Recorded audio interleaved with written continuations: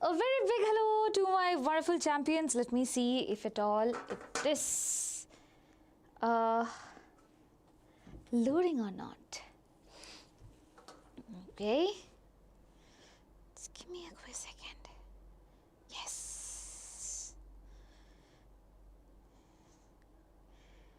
Okay, so it's perfectly fine. Hello, hello, hello, hello, dear children. I hope all my champions are really good. Well, in today's live, we are going to deal with the chapter Molecular Basis of Inheritance. So in this Zero to Hero series, I hope you know why are we doing this, because we want you guys to be pro in both your PU2 as well as your KCET examination. So if one video will make sure that you score good in both of the examinations, obviously you will be happy, and when you are happy, we will also be automatically happy.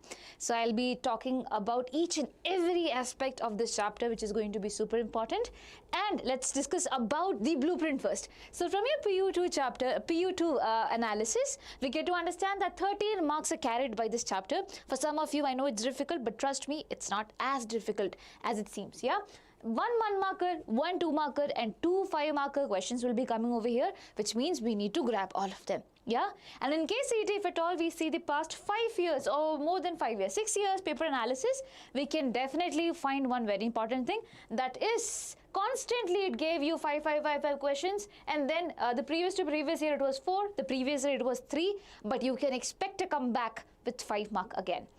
So Harshvardhan is there. A very good afternoon, dear. I hope you are doing great. Yes.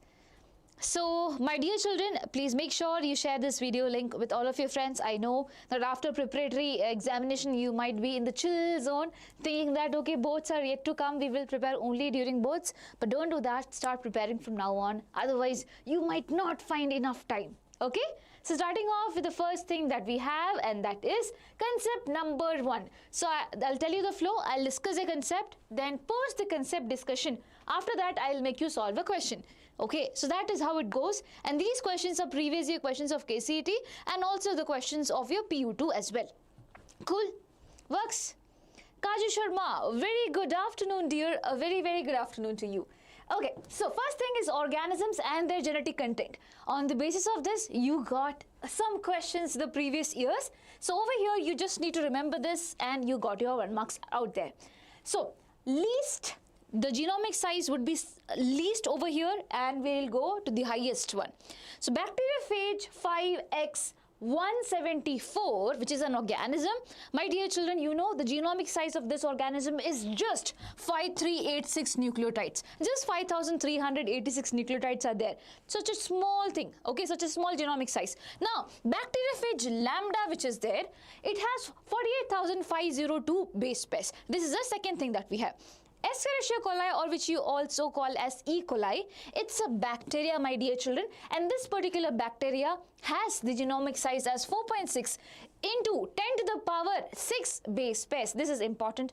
Okay, now going ahead, human beings. Human beings, my dear children, we are the ones which have the highest the genomic size, and we have basically 6.6 into 10 to the power 9 base pairs. This is a diploid content. As in, for example, you talk about any normal cell in our body, we say we have 46 chromosomes. These chromosomes are nothing but your DNA being packed. Yeah, and how many nucleotides are there over here?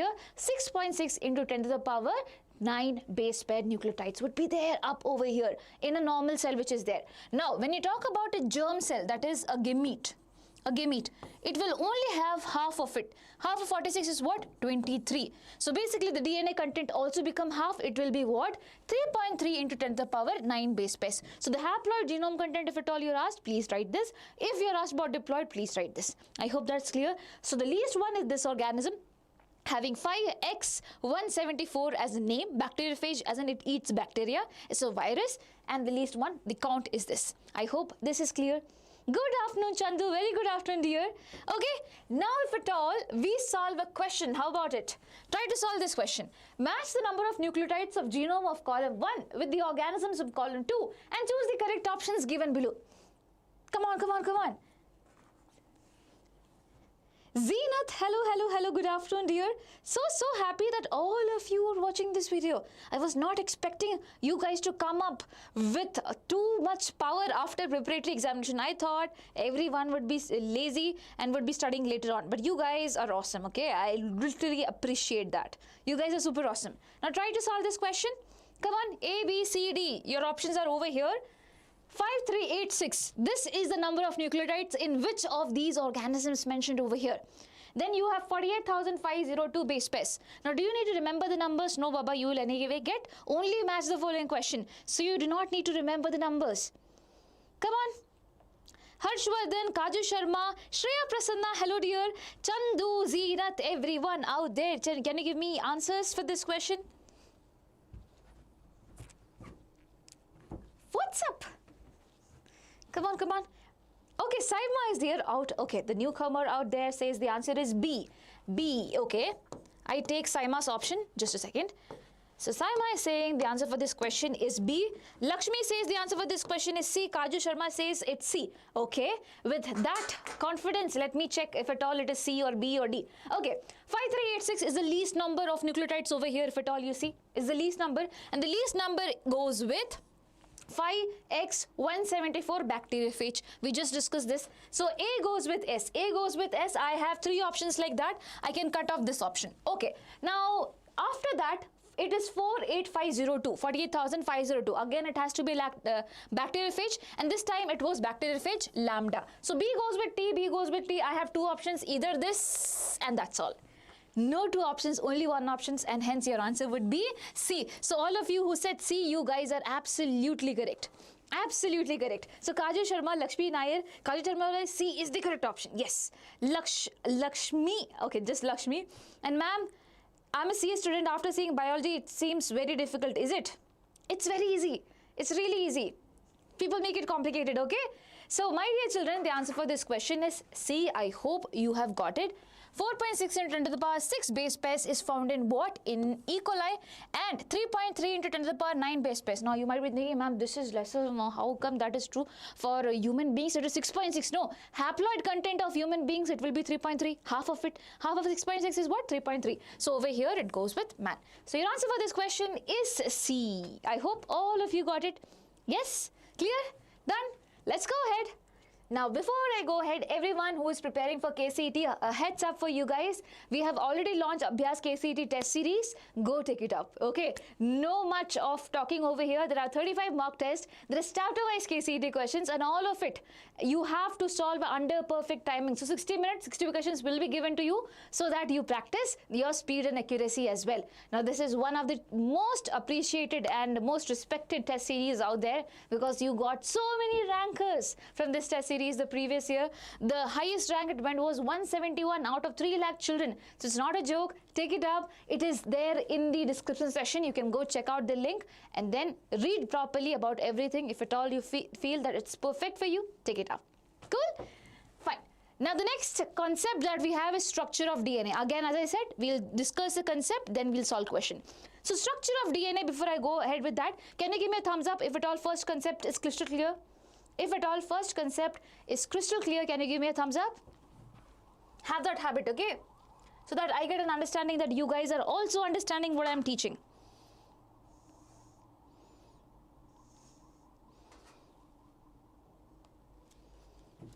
Can I go ahead? I think it's coming a bit slow, which is why I'll wait. Yes, thank you, Kaju Sharma. Okay. So, there's a question that came on this, and that is explain the double helix model of DNA. This is your PU2 question, and it came for 5 marks.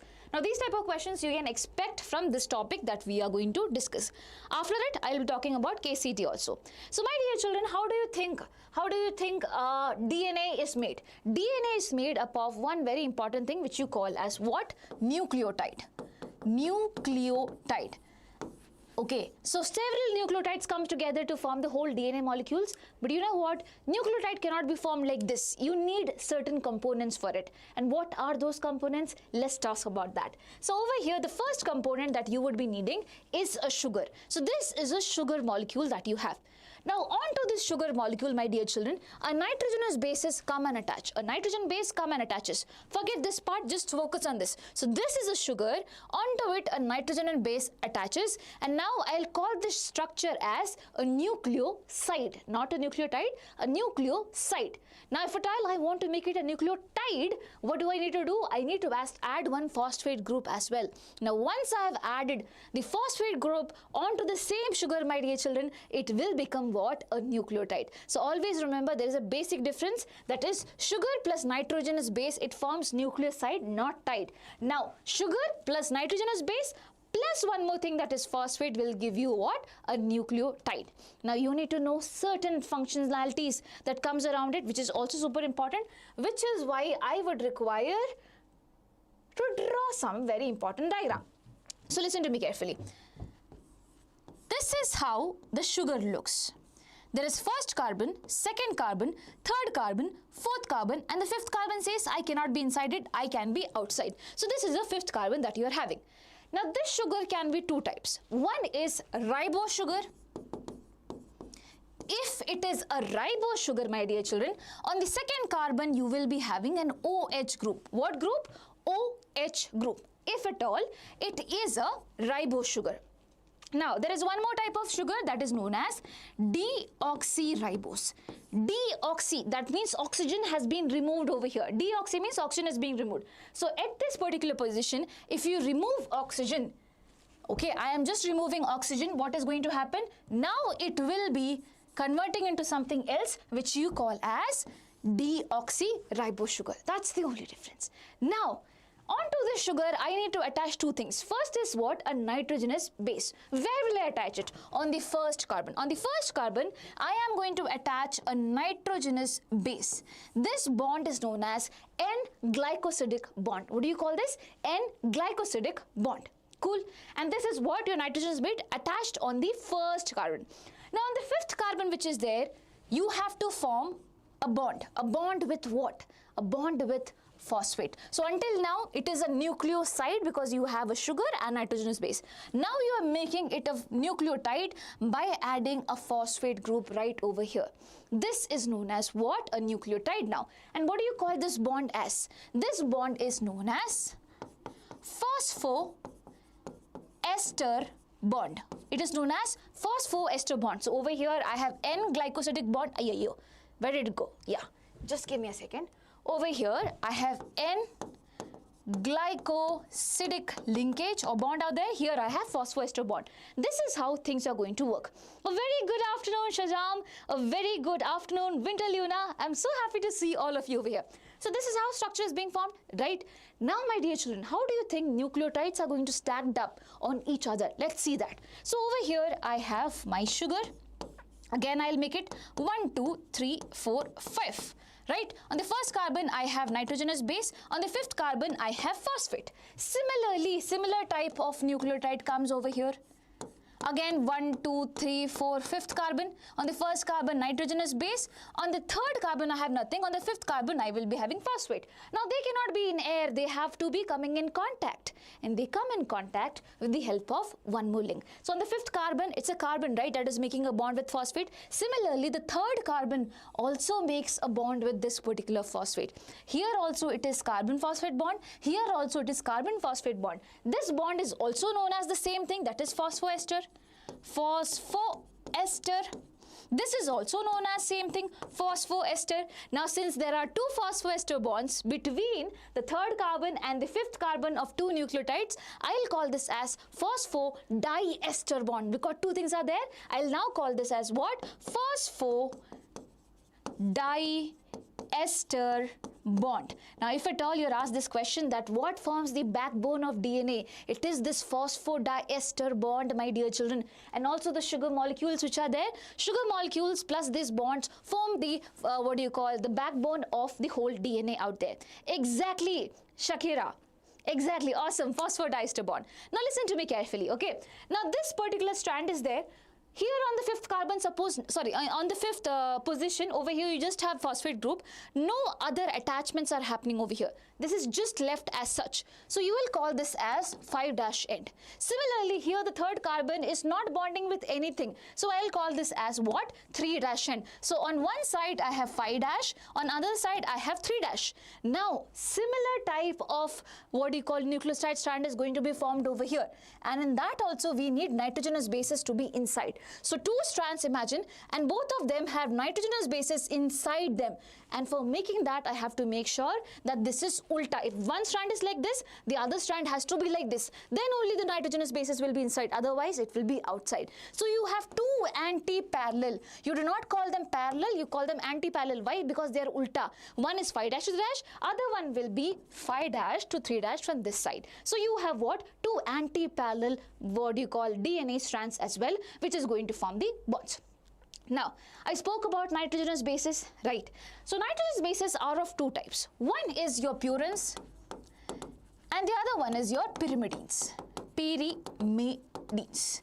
Purines and pyrimidines. In purines, my dear children, you just have two things. That is A and G. We say no AG, OG. So similarly over here, you have A and G.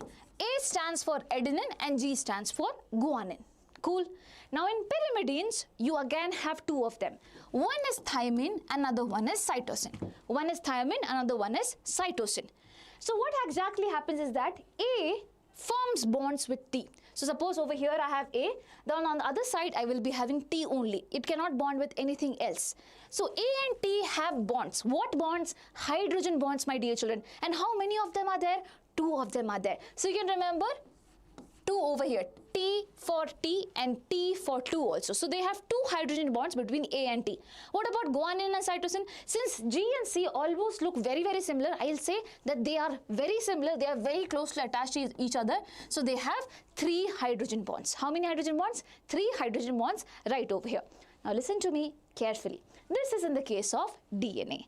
Okay, A and T, G and C, this is the case of DNA. But we also have RNA. RNA is also one very important thing. In the case of RNA, my dear children, you do not have any T. There is no thymine. Instead of thymine, there is one very important thing which you call as what?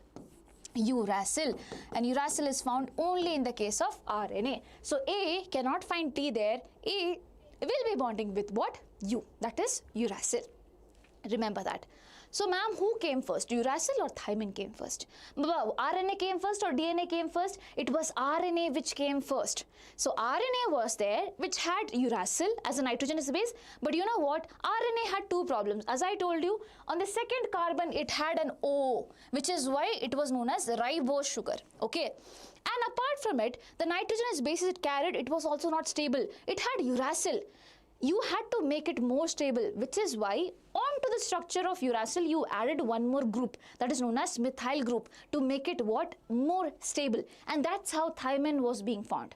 That is how thymine was being found. Now I get it that at this particular point you might be thinking, what is Pam saying? So listen to me carefully. So this was uracil that we initially had. On the fifth carbon of this uracil, my dear children, we added methyl group. And now it became what? Thymine. So thymine is also known as 5-methyl uracil. Ma'am, is this important? Baba, yes, this is important. This question has come. Okay, in your PU2 also this question has come. Okay, got it? So over here, what is your answer? It will be 5-methyl uracil. If at all you are asked the name of thymine, it is 5-methyl uracil. Got it? Anti-parallel polarity, exactly. Kaju Sharma, I came to this class by mistake. I'm class 10 student, but ma'am, you teach very well. I also knew some questions. I answered them. Thank you, ma'am. Oh, that's so sweet. You're most welcome, dear. And yes, I hope you have the best of the time. And wishing you the best for your 10th grade examination. Okay, so we'll read it out right now so that everything settles down in our brain. So first thing is nucleoside formation. Our nitrogenous base links to the first carbon of the sugar via an N-glycosidic bond. I told you first carbon and the nitrogenous base, N-glycosidic bond is known as that. Now, in RNA, you call this as adenosine, guanosine, cytosine or uridine. Listen, just the sugar and the nitrogenous base. Suppose the sugar is normal sugar, ribose sugar, and onto it you have adenine, you call the structure as adenosine.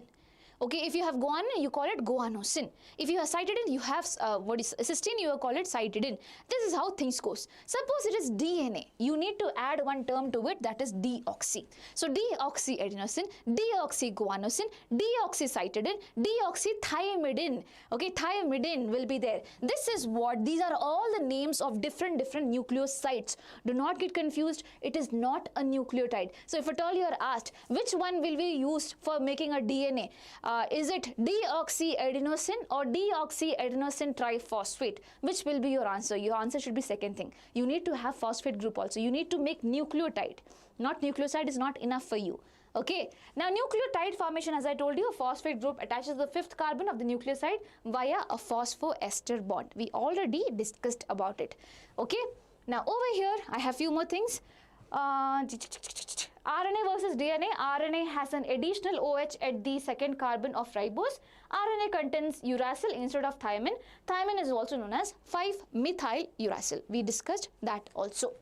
So let's go ahead. After that, what do we have? After that, what do we have? We have the things. Polynucleotide chain formation. As I told you, nucleotides link via 3,5 phosphodiester bond. So there will be 3,5 phosphodiester bond which makes them join. Backbone is formed by the sugar phosphate units with nitrogenous bases projecting inwards. So basically you do not need to remember too many of things. Just remember backbone is your sugar phosphate groups. Your sugar and the phosphate, that becomes the backbone of the entire DNA. Now these are the features that you need to write when you are asked about the DNA double helix model. What are the features, my dear children? 2 anti-parallel polynucleotide chains are there. One is in 5' to the dash, other is in 3' to 5'. And a sugar phosphate backbone and bases projecting what? Inwards. Bases which are there, they are projecting inwards only, not outwards. Okay. Now base pairing via hydrogen bonds is there. A base pairs with T, 2 bonds. G base pairs with C, 3 bonds. Done. Right-handed helix with a pitch of 3.4 nanometer. Now this is something new for you. Listen to me. So when the DNA terms, it makes a right-handed helix out there.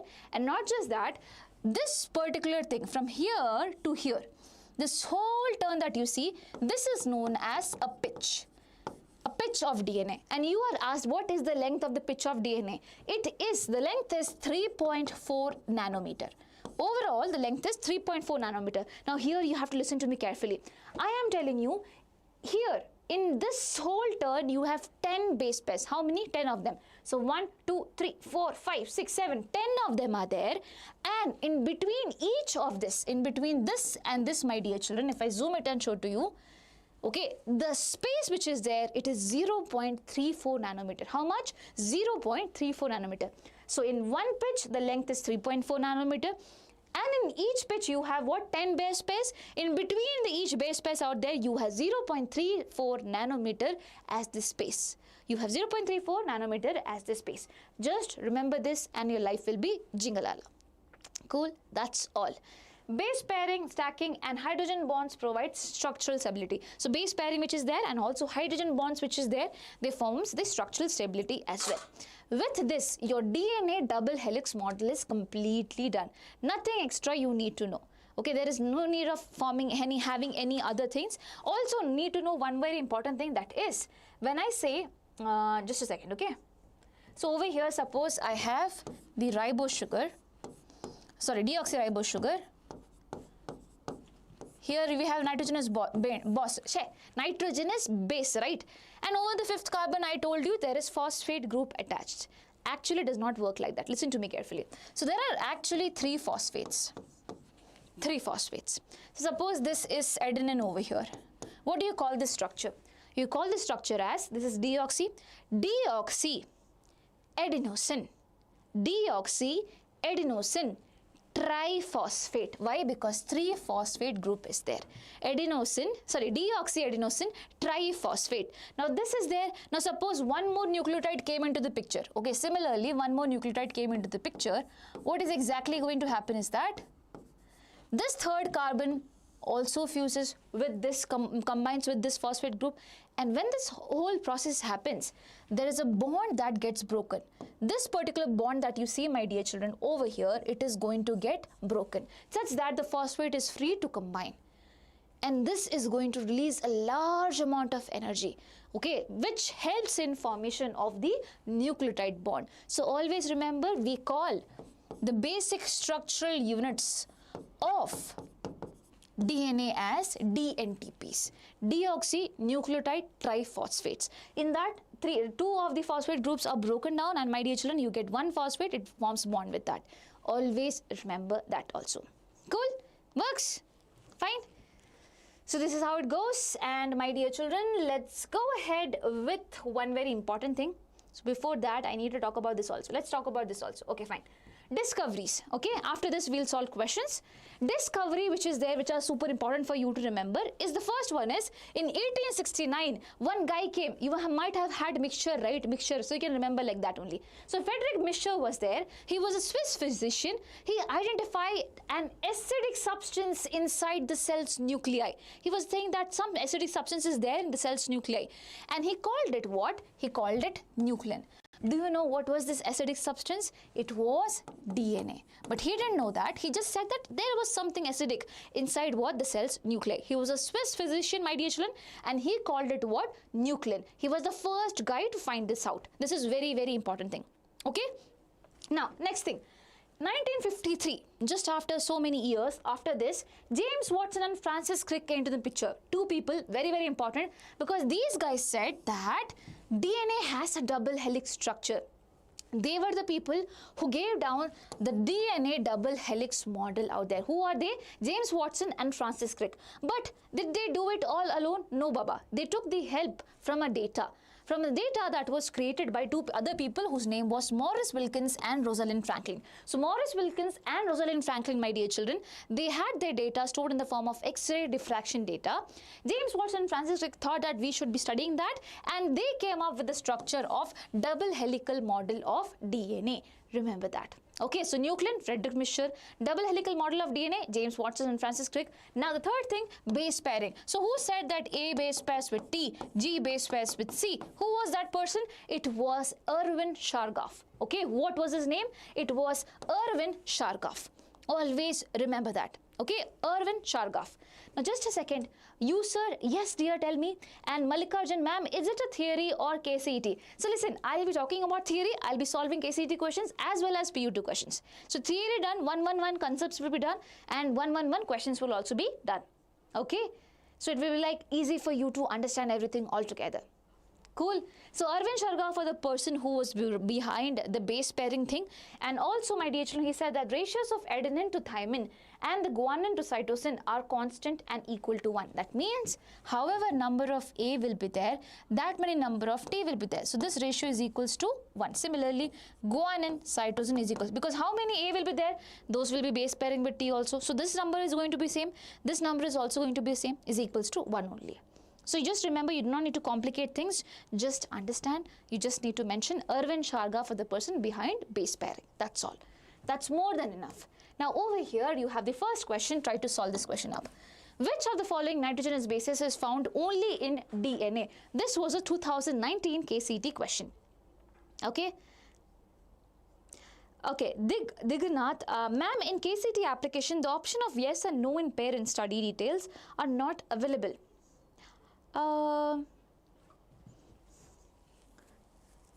Option of yes and no in parent study detail.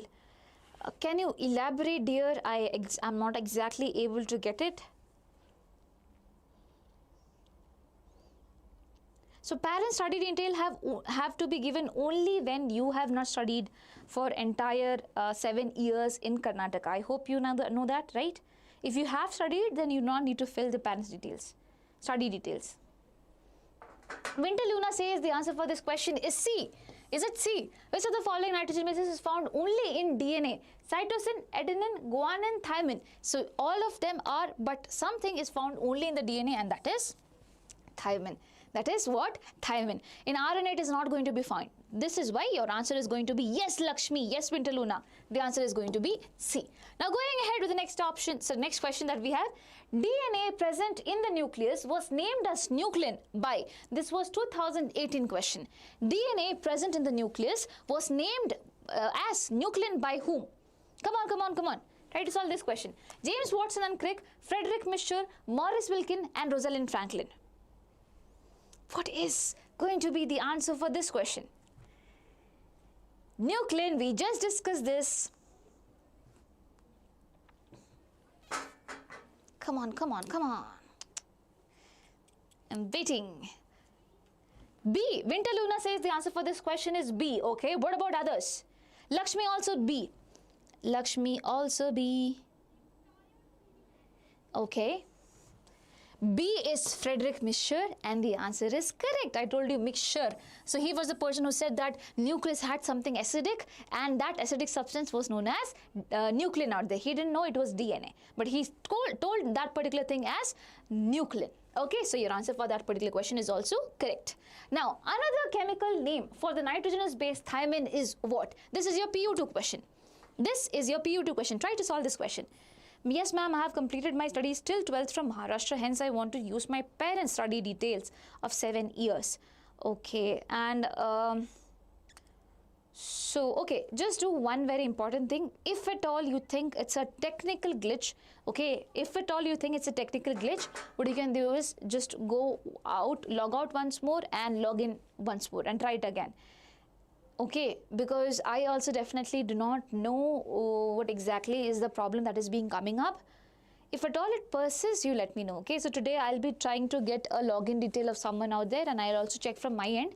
We are soon thinking of making a video for you guys for clarifying all of your doubts related to application form filling. So I also have to check it. Okay, it will be very wrong if I tell you something and then you will get panicked. No, that's why Dignath, I'll refrain from saying anything. Please try to log in again once more.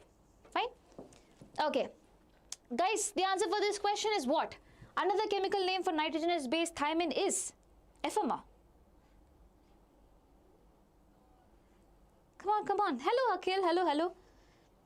Winter Luna and all the other children who are watching this. Okay, user Samat says the answer for this question is B.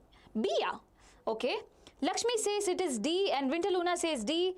Okay, only questions, ma'am. Rihan giving everything is there, question plus theory, everything will be there. Okay, so your answer, as I discussed right over here, listen, I discuss the concept, and I make you explain things. So over here I explain the concept. If it is uracil, where is it? If it is uracil, it looks like this. Now if at all you're adding methyl group on the 5th carbon, it becomes what? Thymine. So this question we discussed it, right? I told you these questions are super important. So listen to me when I talk about the theory. So your answer for this question is going to be D. It's going to be D. And I think only Winter Luna and Lakshmi got the answer correct. And also now user Samat also got the answer correct. Okay, so please guys, I know the theory part is going to be literally boring for you guys. I try to make it as fun as possible, but please try to cooperate with me. If you listen to me, you will get your marks. Okay, so your answer for this question is 5-methyl uracil. Chalo, this is MQB question. Now next question. The components of deoxyguanosine is, this is a question bank question of your PU2. The components of deoxyguanosine is, what is deoxyguanosine formed of? That is the question. So you have to tell the answer. Is it made up of guanine and ribose, or guanine and deoxyribose, or guanine and deoxyribose plus phosphate, or guanine ribose plus phosphate? What do you think is the answer for this question? Come on. Try Madi and tell Madi.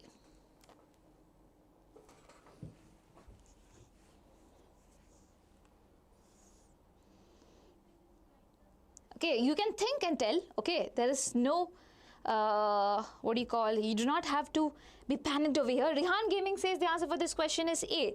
Baba, can you check? Winter Luna says the answer for this question is D. Listen, check, read the question really carefully. The components of deoxyguanosine is what? Deoxyguanosine is what? Think. Baba, deoxy term, whenever it comes, okay, whenever deoxy term comes, just understand you're talking about DNA.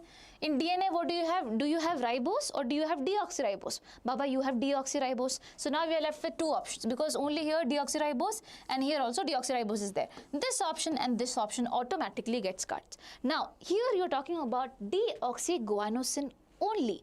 Deoxyguanosine means deoxyribose sugar plus the nitrogenous base. That's all. Deoxyribose sugar sugar plus the nitrogenous base. I told you it's not going to be nucleotide, it's just a nucleoside. There is no phosphate group up over here. So your answer is going to be this, since there is no phosphate group. Exactly, Lakshmi. Yes, Winter Luna and Rihan Gaming. I hope you are getting it. The answer for this question would be B. Remember, we discussed it right over here. Okay, I'm coming back to the same portion because I know we might get things wrong. So over here we studied whenever nucleoside is being formed, in RNA you call it adenosine, guanosine, cytidine, or uridine. This means that ribose sugar is also there and you have your nitrogenous base. Okay, you do not call it ribose adenosine. No, you just call it plain adenosine when you talk about RNA. When you talk about DNA and when you are saying that sugar and the nitrogenous base is coming together, you will put deoxy term in front of it. Deoxyadenosine, deoxyguanosine. This is just sugar and nitrogenous base. Nothing else. There is no phosphate. Okay, got it? So don't do that mistake again. Now let me go ahead with the next question that we have, and that is going to be this. Try to solve this. In a DNA strand, if there are 100 nucleotides and 30 are adenine, the number of thymine, guanine and cytosine respectively are. Try to solve this question. Come on. If in a DNA strand, read the question carefully, okay? In a DNA strand, how many nucleotides are there, Baba? 100 nucleotides are there, okay? And 30 are adenine. Out of this, 30 of them are going to be adenine. The number of thymine, guanine, cytosine respectively are what? So what is the number of thymine over here? What is the number of guanosine? What is the number of cytosine over here? That is a question. Sanjeevani is there. Hi Sanjeevani. Sanjeevani says the answer for this question is A. Okay, Sanjeevani came into the picture and just directly gave me the answer. Close. Let me see if at all it is correct. What about others? Richie Richard Anthony is also there. Hi dear. Richie Richard Anthony says the answer for this question is D. Winter Luna also says it is A. Okay. So there is a challenge. There is a tough competition between A and D. Okay. Dinakar Allure is also saying it is A. Fine. So let me check it out. Since you guys have already started giving me answer, I need to check it out. Listen, how many number of adenine is going to be there? That many number of thymine will be there. So if adenine is 30, thymine Baba is also going to be 30, right? Because it is double-stranded DNA out there. So adenine is 30, thymine will also be 30. Agreed? Now we are get to find G and C. How will you find that? So listen, out of 100 nucleotides, adenine is 30, thymine is 30. 30 plus 30 is equals to what? 60 of them are already done. Okay, out of 100, 60 of the nucleotides have already been recognized. So what will I do to find the rest? 100 minus 60 is equals to what? 40. Now 40 more nucleotides will be there. And this 40 nucleotides I have to divide between both of them. Because if 20 guanine is going to be there, then 20 cytosine will also be there. 20 and 20. So your answer for this question is going to be, you are asked the number of thymine. What is the number of thymine? It is 30. Guanine, it's 20. Cytosine, it's also 20. Go by the order. Go by the order which is being asked over here. So your answer has to be, my dear children, A. So those of you who said A is the correct answer. Okay. Fine, got it. Lakshmi, Yusuf Ahmad, you are also absolutely correct. Richard Baba, just check it once. Okay, I hope it is clear now. Clear? It happens. We all do mistakes, so it's not a big problem. Now, the next question that I'll be talking about is this. Try to find the answer for this question. This is again a question bank question for your PU2. Yeah? So, in a single-stranded DNA, if the ratio of A is to G is 60 by 40, is 60 is to 40, okay? Then the ratio of T is to C is what? Ratio of T is to C is what? In a single-stranded DNA, if the ratio of A is to G is 60 and 40, the ratio of T is to C is equals to what? That is the question.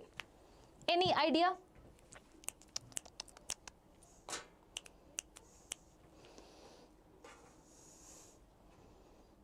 Any idea, guys?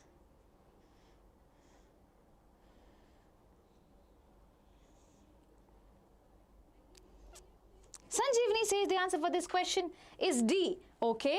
What about others? Let me see.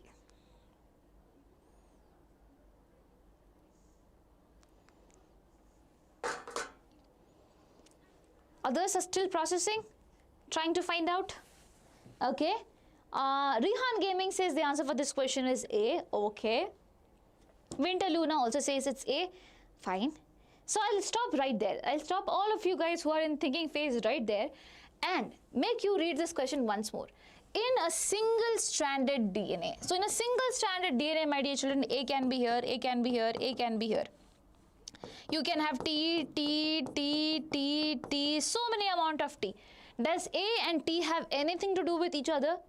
No, because it is what? Single-stranded. So basically, if suppose someone is saying that A is this much, can I find T? How much amount of T will be there? No, Baba, I cannot find, because these things are not related to each other now. You're not talking about a double-stranded thing, because wherever A will be there, there T will be there. But here you're talking about single-stranded. So this ratio is just given to deceive you guys, for you guys to do the unwanted calculation. So the answer would be none of the above. You cannot find the ratio of T and C over here because it is a single-stranded DNA. The answer will be what? D. Now this type of questions also you can expect. Did you get it? I know it seems to be a bit tricky out there, but I hope you have got it. So it's just a single-stranded DNA. Do not consider any ratios out there. It's just given for you to do mistakes. Okay, the answer will be none of the above. I hope you got it. If you got it, can you just give me a thumbs up? Can you just give me a thumbs up? Yes. I know. Things happens like that. Okay. Clear? Chalo. So, yes. So, my dear children, concept number 2 is also officially done from my side. The first was the genomic size. We discussed about it. Second was basically what? The DNA double helix model. Now, can I move on to the third concept, that is packaging of DNA? It's not on DNA, it's off DNA, okay? It's off DNA. Packaging of DNA. If yes, can you give me a thumbs up? Everyone, if I can go with the next concept. Thank you, Lakshmi. Thank you, Samarth. Okay. Winter Luna, awesome. Perfect. Chalo, let's go ahead with the next concept out there. So concept by concept, we are going to solve questions. So from this concept, a question has come, draw a neatly labeled diagram of nucleosome. This has come in your MQP2 and 3 of this year, and this is a 2-marker question. Okay, this is a 2-marker question. Apart from it also, you get multiple other types of question. I am going to show you that as well very soon. So listen to me carefully, okay? What is the dimension of a nucleus? Our nucleus is 10 to the power minus 6 meters in dimension. 10 to the power minus 6, okay? Now, what is the length of our DNA, my dear children? It is 6.6 into 10 to the power 9 base pairs are there. This many base pairs are there. Now, between each base pairs, my dear children, you have 0.34 nanometer as the space. Right, 0.34 nanometer as the space, and this nanometer, if you convert in meters, it will come something like this. So your whole answer will be what? 2.2 meters. Your nucleus is only 10 to the power minus 6 meters. Your DNA is obviously very long. It is 2.2 meters long. Can you fit this long DNA inside the nucleus? Obviously, it is very, very difficult. We need to do something about it, right? We need to make it compact. So what do we have for that? So how is this long DNA put inside the nucleus? With the help of histone proteins. What proteins, my dear children? It is histone proteins. Okay, it is histone proteins. So listen to me carefully. Over here, what is about it that you need to remember? First thing, structure is super important for you to remember. And how is this structure being formed? Listen to me carefully. So your DNA which is there, it wraps around almost 8 histone proteins. How many? 8 of them. 4 of them you can clearly see over here. 4 of them, just imagine them, they are at the back side. Okay, so 8 histone proteins are there, and onto this 8 histone proteins, your DNA wraps around how many times? Baba, all these terms, all these things are very, very important. DNA wraps around twice, okay? And how many base pairs of DNA are covered over here? 200 base pairs. How many? 200 base pairs of DNA are being covered right over here. Done, ma'am. So, ma'am, you told 8 histone proteins are there? Yes. But, ma'am, why does the DNA wrap around the histone proteins? What is there? But DNA is acidic. Frederick Mister told that acidic means it is going to be negative as well. It is going to be negative in nature. Now, if at all I make the balls with something positive, don't you think this will attract? Yes. So negative and positive is going to attract. So this histone protein which is there, it is made up of highly positively charged amino acids, and 2 of their names are being mentioned in the NCERT. One is arginine, another one is lysine. A-L or L-A, Los Angeles, either way you remember it, but you please remember it. It is lysine and arginine that you have to keep in your mind. Done.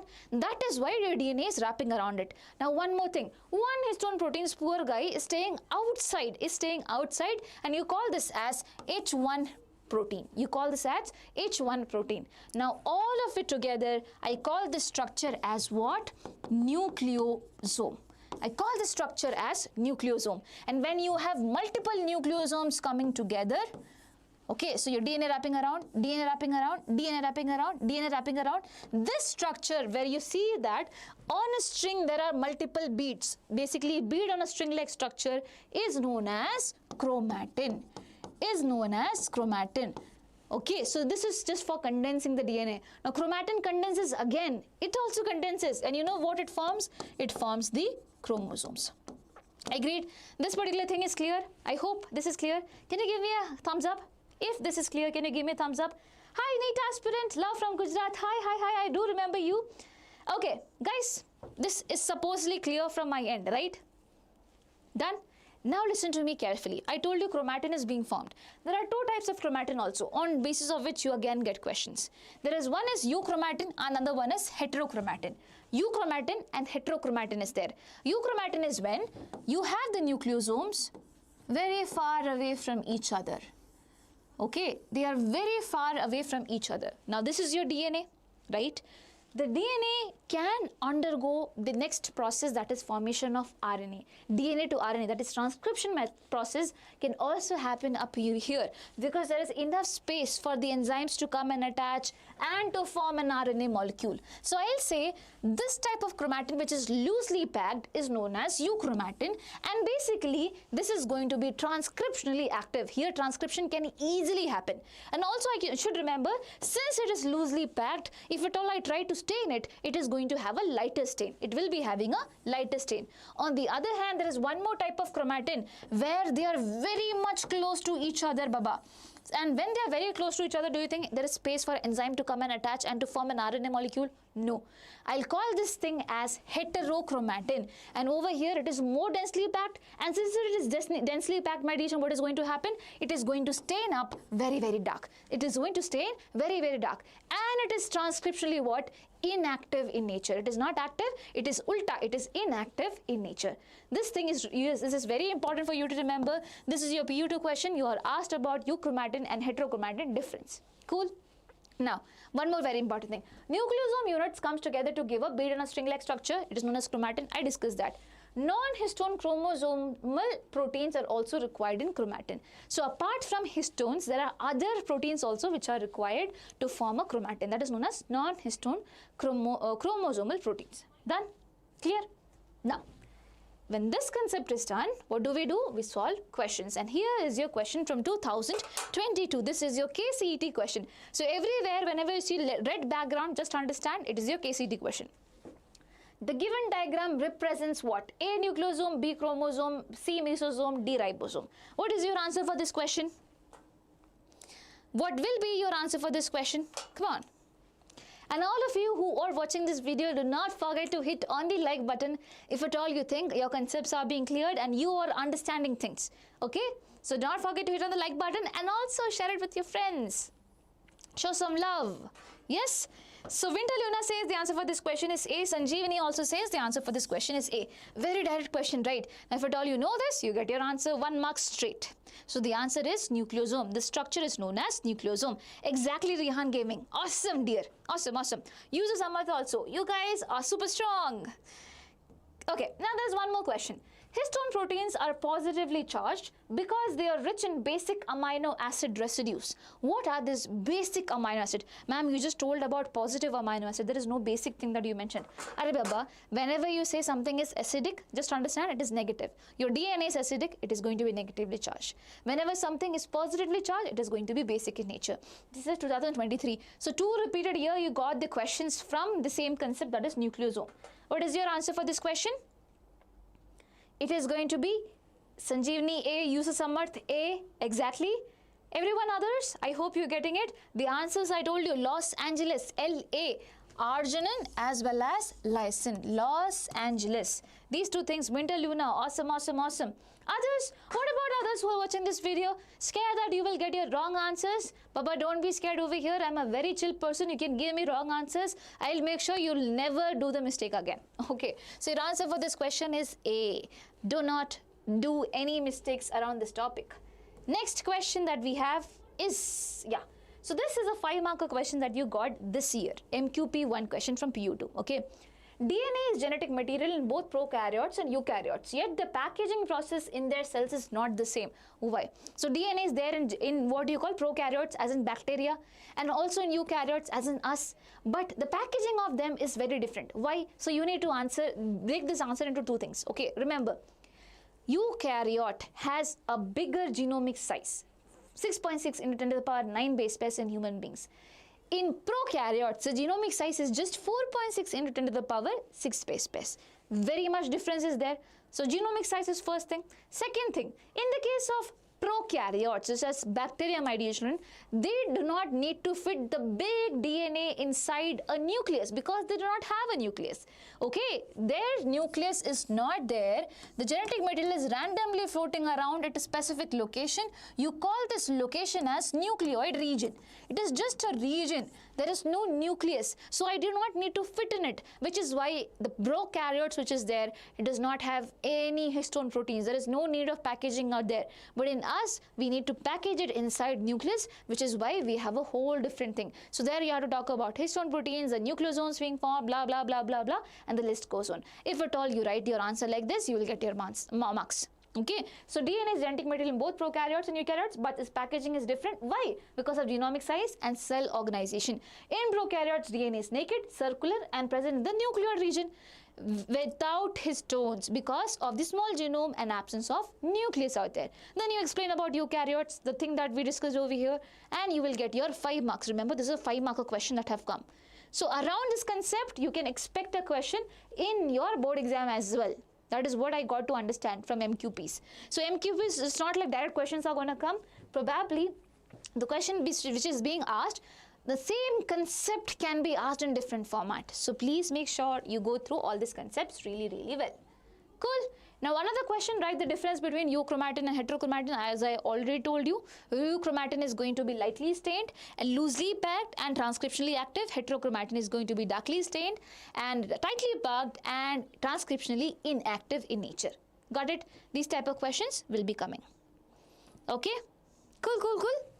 Now, can I go to the next concept which is there? Guys, concept number 3 is also done. Concept number 4, search for genetic material. Can I go to the next concept? If yes, can you give me a thumbs up? If at all it's a yes, can all of you give me a quick thumbs up right there? Chalo, chalo, chalo, chalo. Or if you have any doubts, you can ask me as well.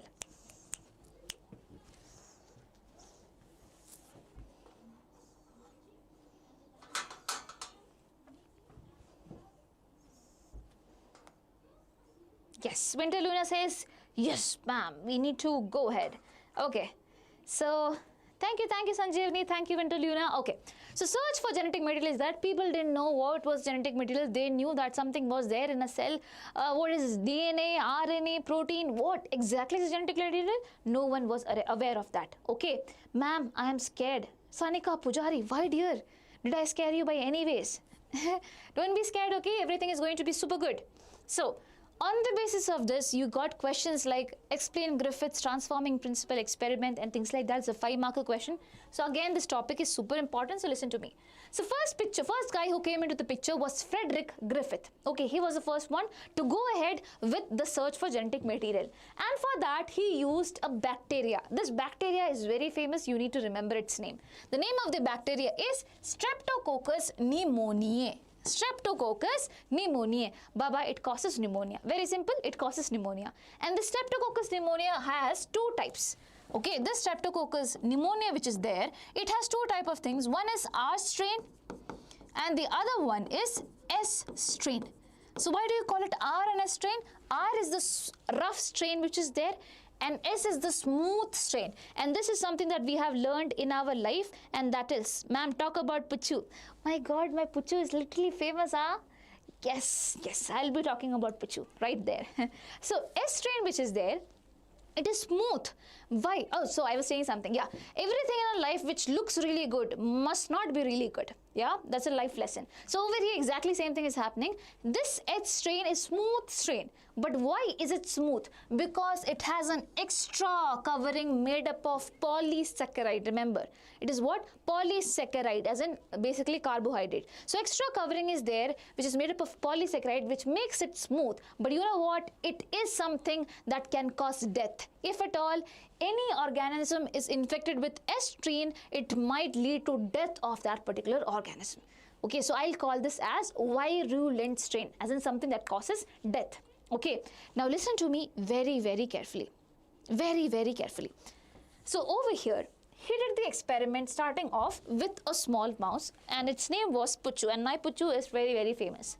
So Puchu is there, and into Puchu, Griffith put a live R strain, as in living R strain. But we know R strain, even though it looks rough, it is actually not a problematic guy. So over here, when R strain was put, Puchu lived, and Griffith was really, really happy about it. Then he put live S strain as in living smooth strain, he put into Puchu, and Puchu, my dear children, sadly died off, which is obviously a very, very sad news. But then Griffith didn't stop his experiment because so many Puchus were available to him. So which is why he took two strains together, which was not causing any trouble. One more thing is there. Again, over here, he took heat-killed S strain. That means this S strain, which was causing problem, no, he treated it with heat. Okay. And after treating it with heat, he put it inside Puchu. And this time, Puchu lived. And he was like, oh my God. So heat is making some changes in S strain, which is why it is not able to cause the death of Puchu. Then he thought, why not mix this and this? Because both of them were not causing any harm to Puchu. Live R strain and also heat-killed S strain is not causing any harm to Puchu. So why not put both of them together over here? And then when he put that, Puchu again died, my dear children. So he got to have an understanding that something problematic is happening over here. Okay, some big problem is happening over here. So he confirmed that it is a big problem after doing one very important thing. Inside the dead body of Puchu, my dear children, he found live S strain. But he didn't put any live S strain. He put heat-killed S strain and live R strain. But how did he get S strain? That was the question. So he said probably something is getting transferred from the heat-killed S strain into the live R strain that we do not know. And this thing is going to be the genetic material. And he called this thing as what? Transforming principle. He called this as the transforming principle. So he said some transforming principle transferred from the heat-killed S strain had enabled the R strain to synthesize a smooth polysaccharide coat and become virulent. That means something that was getting transferred over here made the R strain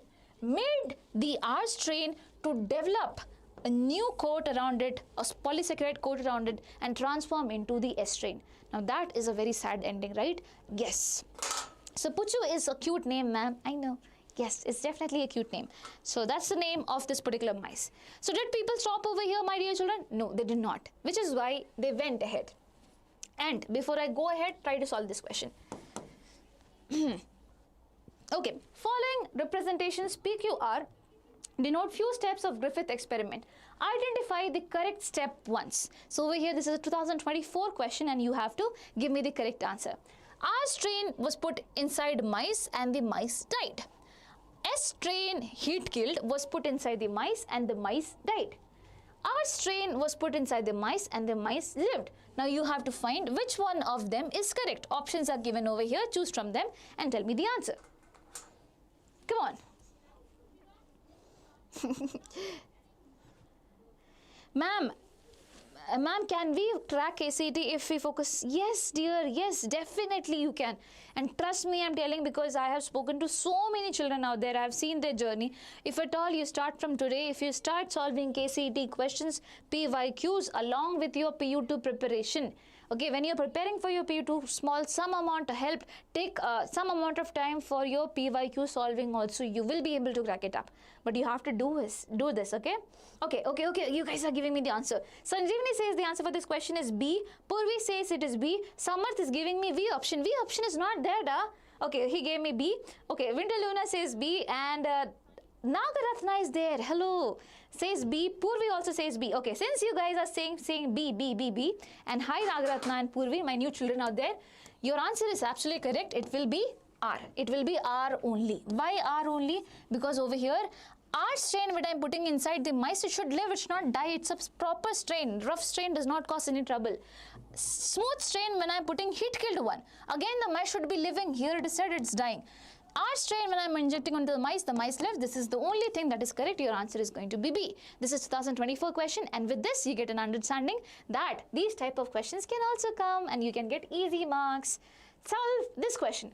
A series of experiments were conducted by Frederick Griffith in 1928 on transforming principle experiment with, this is 2022 question. 2022 question. Try to solve this question. Ma'am, can I get 95 if I start now? Yes. Everyone who's asking me question, ma'am, please, hello Nagratna, R.S. Manju, now please provide passing package 45 plus in biology. Baba, which one?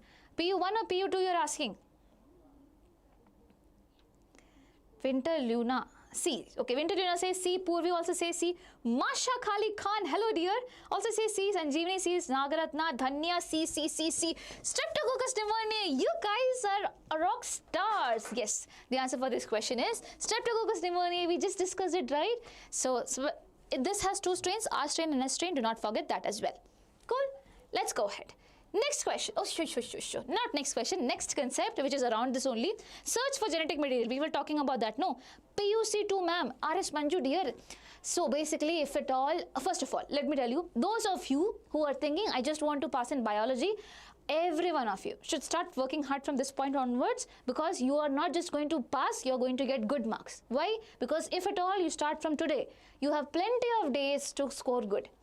Okay, so don't think anything negative, be positive, start with the questions. So in your preparatory, I had made several videos. If at all you have went through the, YouTube channel, you can see how 70 on 70 part 1 in live, 70 on 70 part 2 in recorded. I had made videos, please watch those videos, do all the questions that I have given you, solve it, it will be more than enough.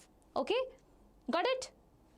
Okay, so we are over here, let's try to solve this. So, search for genetic material, it was ongoing. Griffith completed his experiment, and then came three people. It was Avery, MacLeod and McCarthy. Who were those? Avery, MacLeod and McCarthy. So they thought of, okay, Griffith did the experiment, we need to find whether it's DNA, RNA or protein. So what they did is, they took the heat-killed S cells. Okay, heat-killed S cells they took, which was not causing any harm, right? And then, for the first time, they treated it with proteinase. Proteinase is an enzyme that is going to break down all the protein molecules out there. Okay, all the protein molecules out there which is there in the heat-killed S cells. So now all the protein molecules were killed, right? They were digested. Now this heat-killed S cells which were treated with this were mixed with R cells. Naturally, to see what is going to happen. It was seen that still R cells were getting transformed to what? The S cells. That means still something was being passed from these heat-killed S cells to the R cells, which converted this R cells to S cells, which is why the S cell was appearing right over here. That means no effect was there. So protein is definitely not the villain over here. Let's go ahead. Again, the heat-killed S cells were taken. Okay, they were treated with RNAs to break down any RNA molecule out there, thinking that RNA might be the problematic person out there. So it was treated with RNAs, and now this combination was put inside the R cells, mixed with the R cells. Still, the R cells were converting into S cells, and those were being appeared. So it was understood that even RNA is not something that is causing trouble over here, because I have destroyed all the RNA, then how can it be passed down, right? So now the only thing that was left was DNA. So now they treated the heat-killed S cells with DNAs to break down any DNA molecule out there. They did it. So there was no DNA now, right? Now when they put this inside our cells, my dear children, they did not see any transformation happening. They did not see the S cells which were appearing before, my dear children. Why? Because the DNA is gone.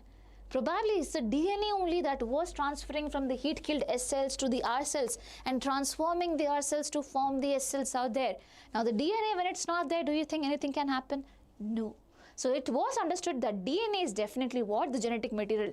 But then no one was ready to believe them fully, which is why few more experiments had to be done. One more experiment only. Okay, one more. So Avery, McLeod, McCarthy, my dear children, they isolated components such as proteins, RNA, DNA from heat-killed S strain, introduced each component to live R strain bacteria, and they did not find anything, they did find something really good, and that was what? That DNA is definitely something that was being transferred. But no one believed them, which is why now last experiment was being done by Hershey and Chase, and then people believed them that yes, DNA is definitely the genetic material.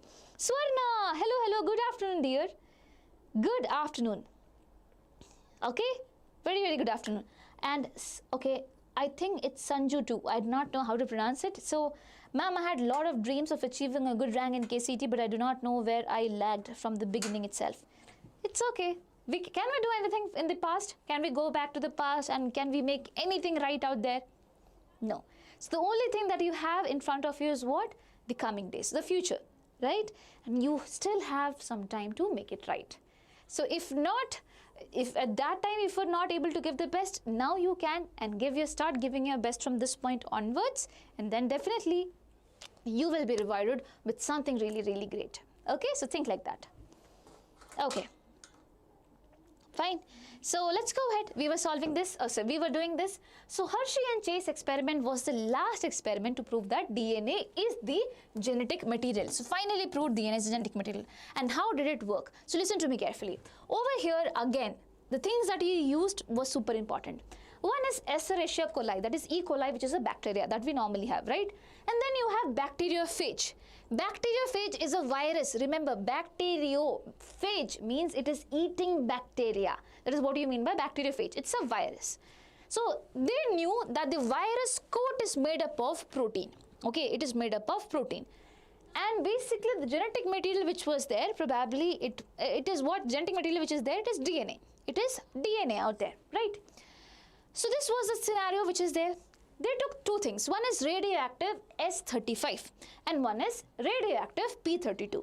They knew that sulfur is going to be a part of protein. So this radioactive S35 is going to be incorporated only in the outer things, that is the capsid, right? What about P32? P32, phosphorus, is a part of, or basically phosphate is a part of what? Your DNA. So obviously it is going to get incorporated into the genetic material. So it was a part of our genetic material out there. Now both these phages, my dear children, were told to attack the E. coli. They went and attacked the E. coli. So usually what happens is that when they attack the E. coli, they are going to pass down their genetic material inside. They will be passing their genetic material inside. Now it can be a protein, it can be what? DNA. We do not know about it. So that was being done. Next thing, after that, my dear children, after the infection, blending was being done. Blending means basically you are going to rotate and make things separate from each other. All the bacteria, extra things which are there attached to each other, they are being separated. The last process is centrifugation, where at high speed you rotate them.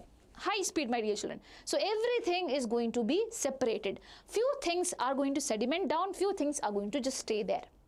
Okay, what are the things that will be sedimenting? The cells are going to be sedimenting. Cells of what? The cells of E. coli are something that is going to be sedimenting out there. So they found in this particular scenario with S35, that is, in the sediment, okay, in the supernet, so in the pellet out there. So there are two things that you will be finding. One is this. So over here, you will be finding the pellet, and over here, you will be finding the supernatant. So here you have the cells of the E. coli. And the thing that they noticed what? There was no radioactivity seen over here in this particular scenario where S32 was being used. Sorry, S35 was being used. Why? Because, my dear children, protein was not passed into the cells. Radioactivity was found in the supernatant. Over here, in the extra fluid that was seen, here radioactivity was found. That means proteins are definitely not getting inside the cells, because if they were, then here you would have seen radioactivity, but you are not seeing that over here. Whereas in the case of P32, my dear children, things were quite different. In the supernatant itself, sorry, this is the pellet, and here you have the supernatant. In the supernatant, there is no radioactivity, but inside the cells, there was radioactivity seen. And which means that who was giving this radioactivity? The DNA, because the DNA was something that was being tagged over here. So probably the DNA got inside the cells, and which is why radioactivity was seen here in the pellet, which just consisted of cells, nothing else. Got it? So this was the experiment, and with this experiment, Hershey and Chase finally proved that DNA is the genetic material. Always remember sulfur. Okay, sulfur that you use, it is S35. So 5 and S looks the same, so you can remember it like that. Do not go and write S32 and come. Similarly, phosphorus, it is just P32. Okay, it will be P32, here it will be S35. Got it? Cool. Ma'am, when was the practical exam, ma'am? Shabiba. Dear, practical exam is ongoing for you guys, right? 27th, there were practical examinations, right? So over here, I have few comments. Okay. Ma'am, if I do 5-year or previous paper and model question paper and preparatory question, can I score 50 plus? Yes, definitely. Not just 50 plus, you can score more than that. But you know what? Your concepts should be super clear. So whenever you sit for solving questions, just understand that it's not the exact question that is going to come. No way. No questions are going to be repeated as such. Related concepts can be coming in. So if your concepts are not strong, it is not going to work. So make sure you make your concepts really, really strong. Okay? Cool? Can we move ahead with concept number 5? So concept number 4 was done. The search of genetic material is officially over. Griffith was the first guy, then Avery, McLeod, McCarthy came. Then the third person that came was Hershey and Chase. If this is done, can you give me a thumbs up? 27th February.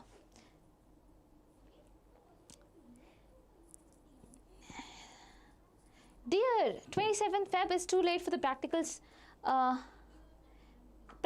would be happening this month or towards the Feb first week, not beyond that.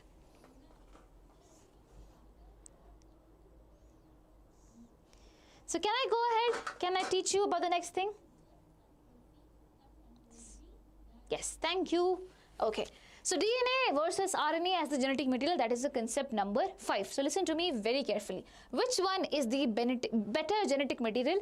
And similarly, you have got a PU2 question. What are the features of a genetic material? So these type of questions you can expect from this concept. So what was the first genetic material, my dear children? Was it RNA or DNA? Obviously, it was RNA. Okay.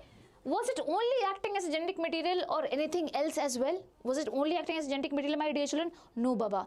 It was also acting like a catalyst. As in, it was helping in making the reactions go really, really fast. So I say RNA, it is also acting like what? A catalyst. Okay, not just as a genetic material. Second thing, is that a problem? Yes, obviously. When someone is a catalyst, that means when someone helps in the conversion of A to B, and acts like a catalyst, obviously this guy is prone to so many reactions, is prone to so many changes out there, right? And genetic material is something that should not be undergoing changes like this. If at all the changes happens, our whole body structure is going to be changed, my dear children. Your genetic material decides whatever is there in your body, right? So RNA being a catalyst was reactive and hence what? Unstable. So definitely that was a very big problem. And that is exactly why DNA came into the picture.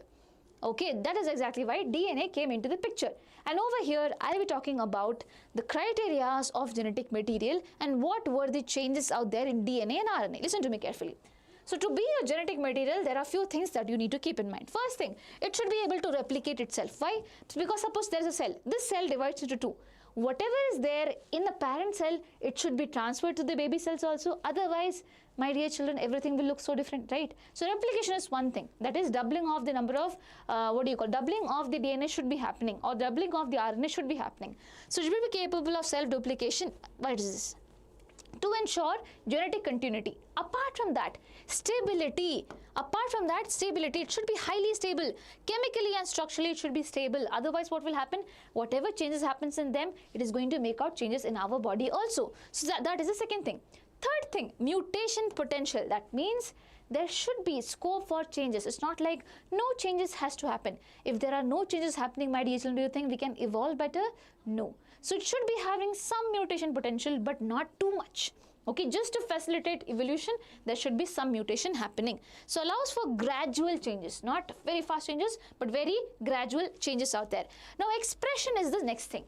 It should be able to express itself in the order of Mendelian inheritance, as in basically it should be able to express itself. Whatever genes are there, it should be able to make proteins, and this protein should be able to work out that in itself. That is the only thing. So replication, stability, mutation potential, and also expression are the 4 criteria of genetic material. If at all you write it carefully, you will get what? 2 marks. You will get 2 marks from this particular question itself. Someone is saying DNA is more stable. Yes, we will tell you now.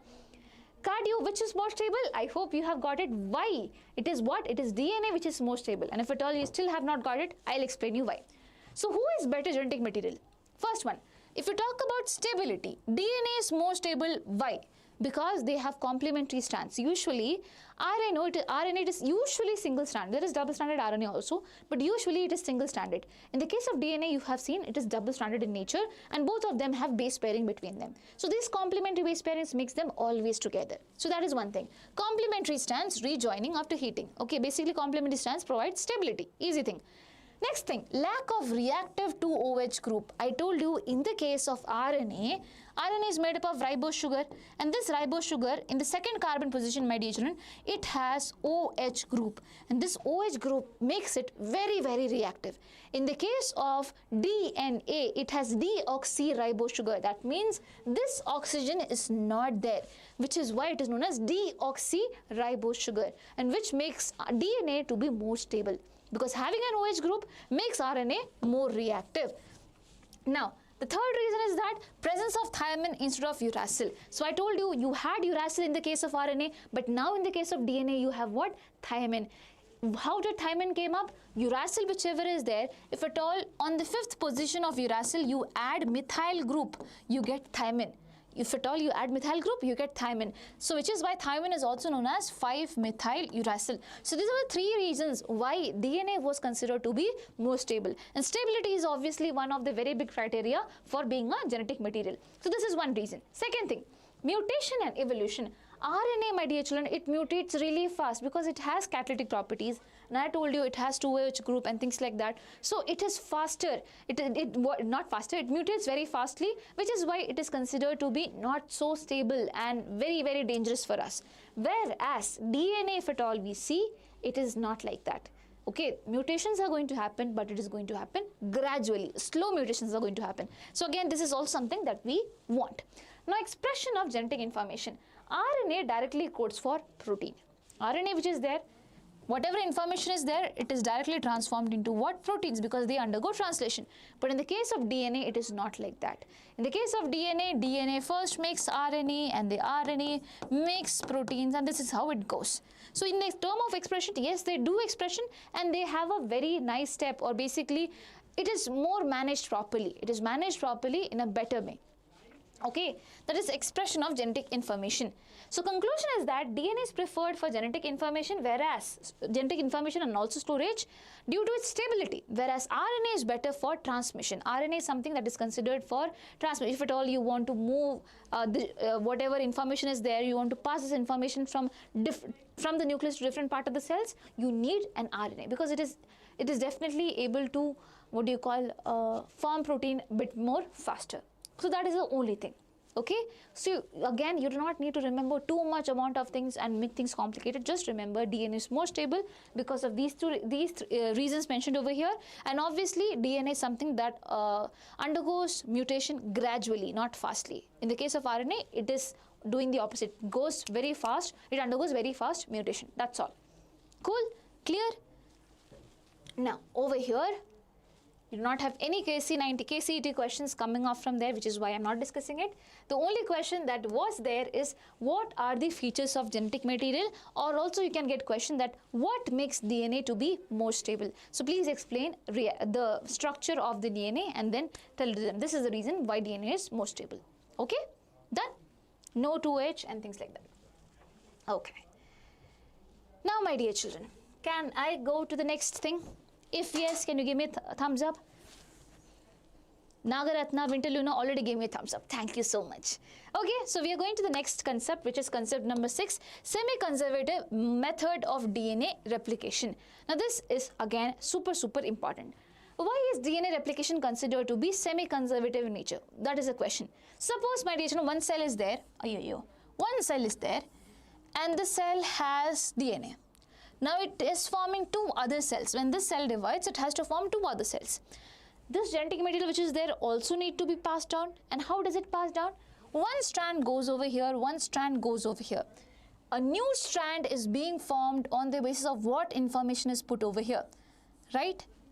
So can I say replication is happening? Okay, it is getting replicated, but it is semi-conservative replication. Why? Because one strand I got it from a parent. Other strand is a new strand being formed. So both of them are not new, semi-conservative. Half of it is being conserved because half of it is basically the parental strand that we are getting. Okay, so this was put down. This was put down by Watson and Crick. They said that DNA shows semi-conservative mode of replication. And to prove it, some people came into the picture. And who were those people? This name you have to remember. Again, you get questions. Give the whole explanation of the Michelson and Stahl experiment, or prove the semi-conservative mode of replication. So these type of question comes. The people who were behind it was Michelson and Stahl, my dear children. And again, what is the thing that they used to prove it? So basically it was E. coli. Over here, Escherichia coli was the thing that was used to prove it. So listen to me very carefully. Escherichia coli was grown in a medium that was containing N15 isotope, nitrogen 15 isotope. So nitrogen, we know nitrogen is a part of our DNA. So from this medium, nitrogen is being taken up for formation of DNA. So obviously the DNA will contain what? N15 isotope, right? So E. coli is having DNA which is having N15, right? Nature. Now, suppose I am centrifuging this E. coli inside a medium that is made up of cesium chloride. So basically the DNA content which is there, it comes up right over here. If this is a test tube, right? Okay. So basically at the bottom corner, you would be having what? A strand being formed, which means that probably it's heavy, which is why it is not going up. It is just remaining down itself. Why? Because both the strands, my dear children, are made up of N15 isotope, and this isotope is a heavy isotope. Now, I am changing the media now. I am going to change the medium and I am going to put N14 isotope. Okay, N14 isotope. And you need to know that E. coli divides after every 20 minutes. So they are going to undergo division. Okay, they undergo division, they make 2 new cells out there. So now the things were quite unusual. One strand which was there obviously was N15 because you got one strand from here. Other strand also you got from here. Now you see the green one is a new strand. And this new strand is not made up of N15, rather it is made up of what? N14. N14. So obviously you not see 2 green strands over here. Do you see? One is red, one is green. Both of them are not green, both of them are not red also.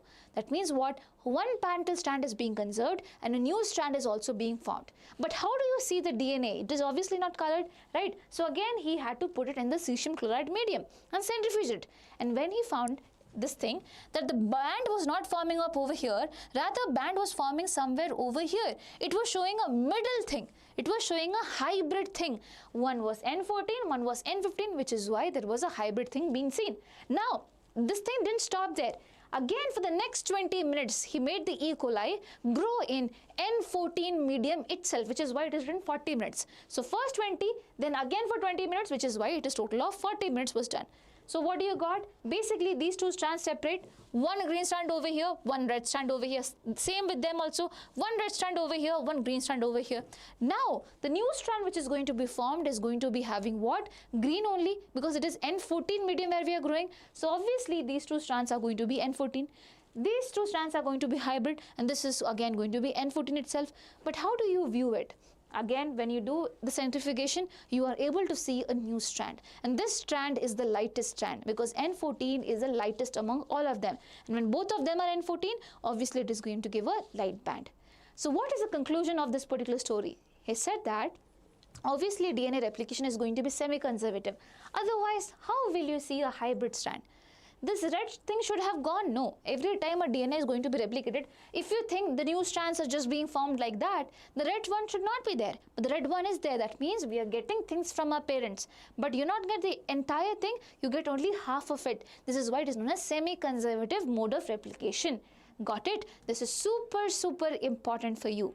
So, was this the only experimental proof of semi-conservative mode of replication? That is another question. And this question is usually being missed. So, do not miss it from your NCERT. It was not the only one. Because, my dear children, Taylor and his colleagues, this was other people, Taylor and his colleagues also did experiments using radioactive thymidine. What? Radioactive thymidine. And this was performed on Vishia faba. Vishia faba is nothing but faba beans. Vishia faba is nothing but faba beans. So experiment was done on that also. On experiment 1 was a Michelson and Stahl experiment done on E. coli. Later Taylor and his colleagues did his experiment using radioactive thymidine on Vishia faba, or you also call it faba beans, because you get a question on the basis of it, which is why I'm stretching it again. Got it? Now let's solve. Okay, let's not solve. Just a second. So over here, before, okay, try to solve this question. Semi-conservative mode of replication is something that is the topic, and this is 2022 question. DNA replicates semi-conservatively was first shown in what? Plants, Escherichia coli, higher animals, or human cells? What do you think is the answer for this particular question? DNA replicates semi-conservatively was first shown in what? Can you all try to tell me the answer for this question?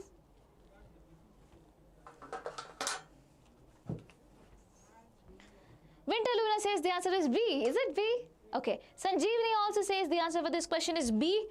Purvi B. Preetham. Hello Preetham. Nagaratna also B. All of you are correct, and all of you are listening to me very carefully. So answer for this question is Escherichia coli, Michelson and Stahl experiment, right? Now one more question is there. Try to solve this. Experiments involving use of radioactive thymidine to detect the distribution of newly synthesized DNA in the chromosome was performed on which plant? This is 2021 question. Okay, on which plant? Exactly, Trishankara, you are also absolutely correct, my dear child. Okay, try to solve this question.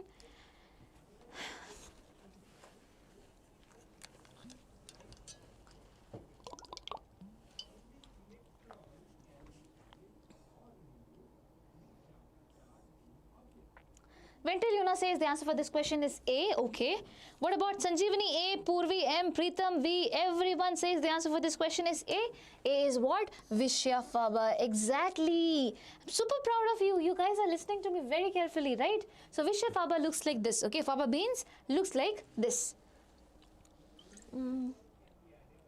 Okay, try to solve this question also. So I have multiple questions from this topic. This is 2021 question that we have. Nagaratna, awesome dear, awesome. So E. coli labeled with N15 is allowed to grow in N14 medium. So E. coli, it is actually labeled with N15, and now it is now it is going to be grown in N14 medium. The two strands of DNA molecule of the first generation bacteria have what? Of the first generation bacteria have what? Same density and resembled with their parent DNA. Same density but does not resemble with their parent DNA. Different density but do not resemble with their parent DNA. Different density but resemble with their parent DNA. What do you think is the answer? Shabina says A. A for the previous question, dear. Is it for the previous question?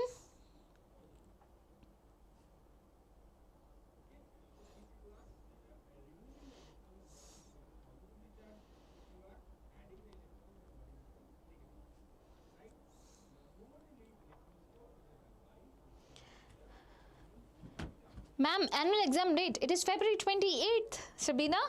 Okay. So Preetham says the answer for this question is D. Purvi also D. Okay. What about others? Is it D? Different density but resemble with their parent DNA. Okay, so it said that I am basically having an E. coli which is basically having N15 DNA. But now I am growing it in a medium that is containing N14. So what is going to happen? Basically this E. coli is going to divide, and in this E. coli, my dear children, I am going to see two things. One is the old parental strand, that is N15, and the new strand, that is N14. New strand is going to be N14. Got it? If at all you spoke about the density over here, they were settling up somewhere over here. They were having high density because both of them were N15 and N15. But over here, both of them are hybrids. So density is also going to be different. They would not settle there. They will settle in the middle because they are hybrid in nature. So your answer for this question will be different density, but do not resemble with their parent DNA. Do they resemble with the parent DNA? No, Baba, they do not. The parent DNA was just N15, N15. You get it? I didn't understand the question.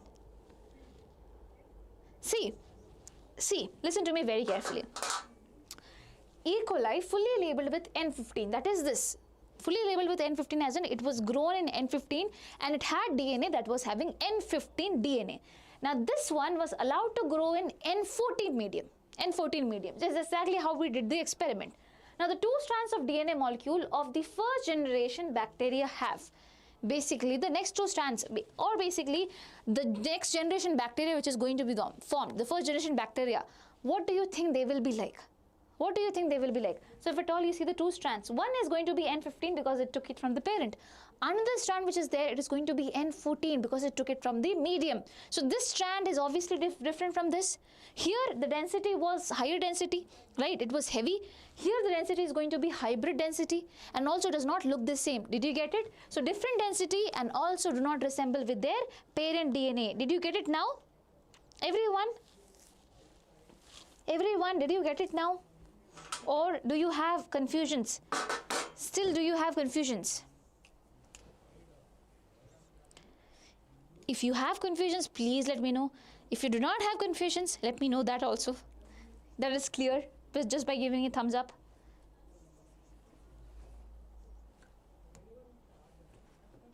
Yes, Winter Luna got it. What about others?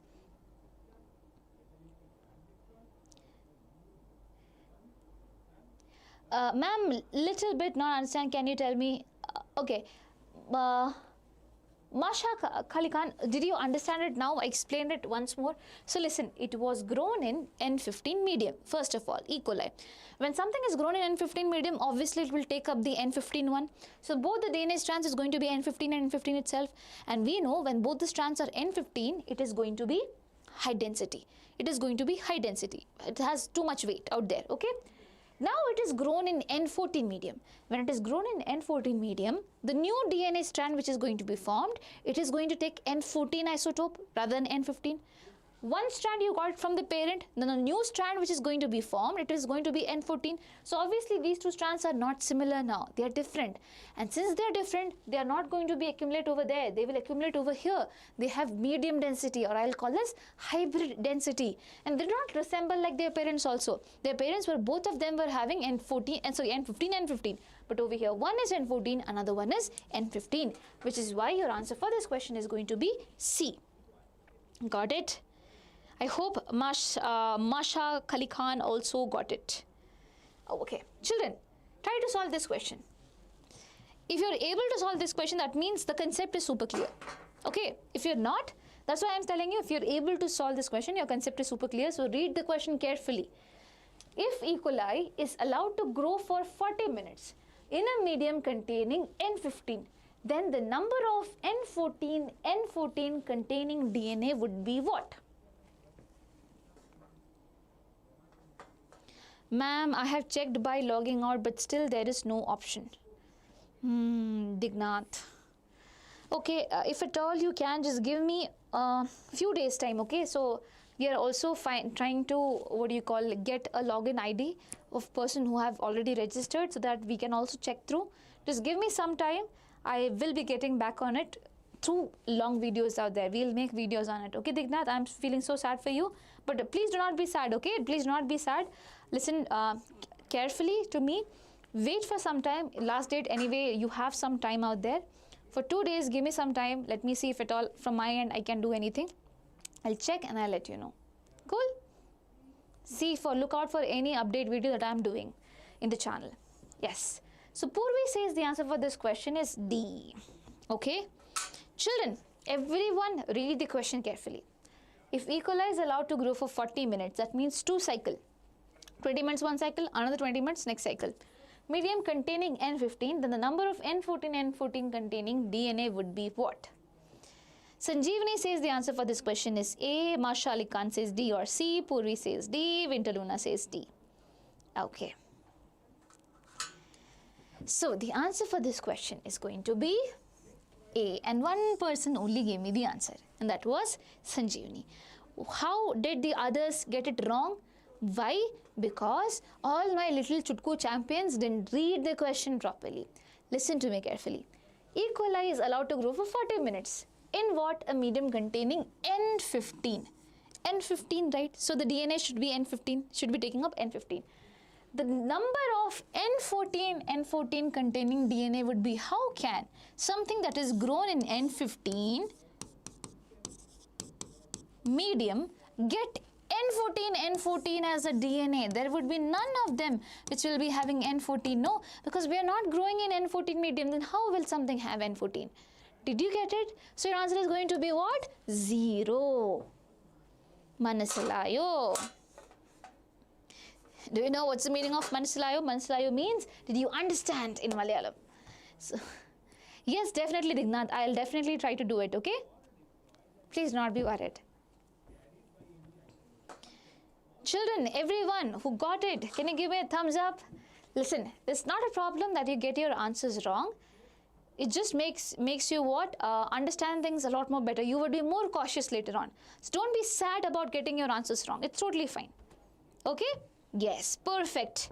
Perfect, Nagaratna Weather. Yes, you got it. Winterluna, please do not be sorry. Please do not say sorry and all. You tried, and that was really, really good. Okay?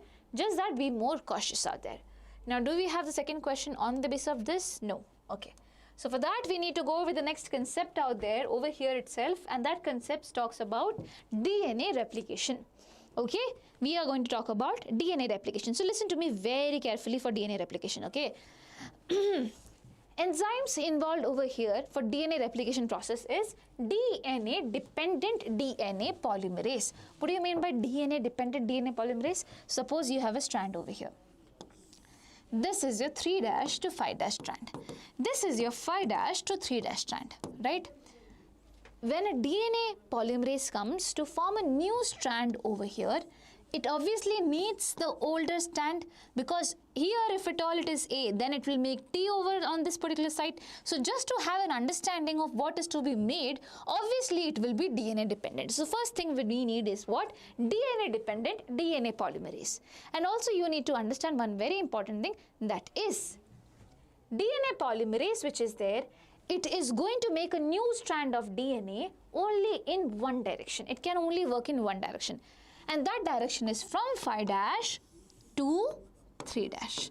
From 5' to 3'. That means if at all it has to make a new strand over here, obviously it is going to go attach on the 3' to 5' first strand. It won't come and attach over here.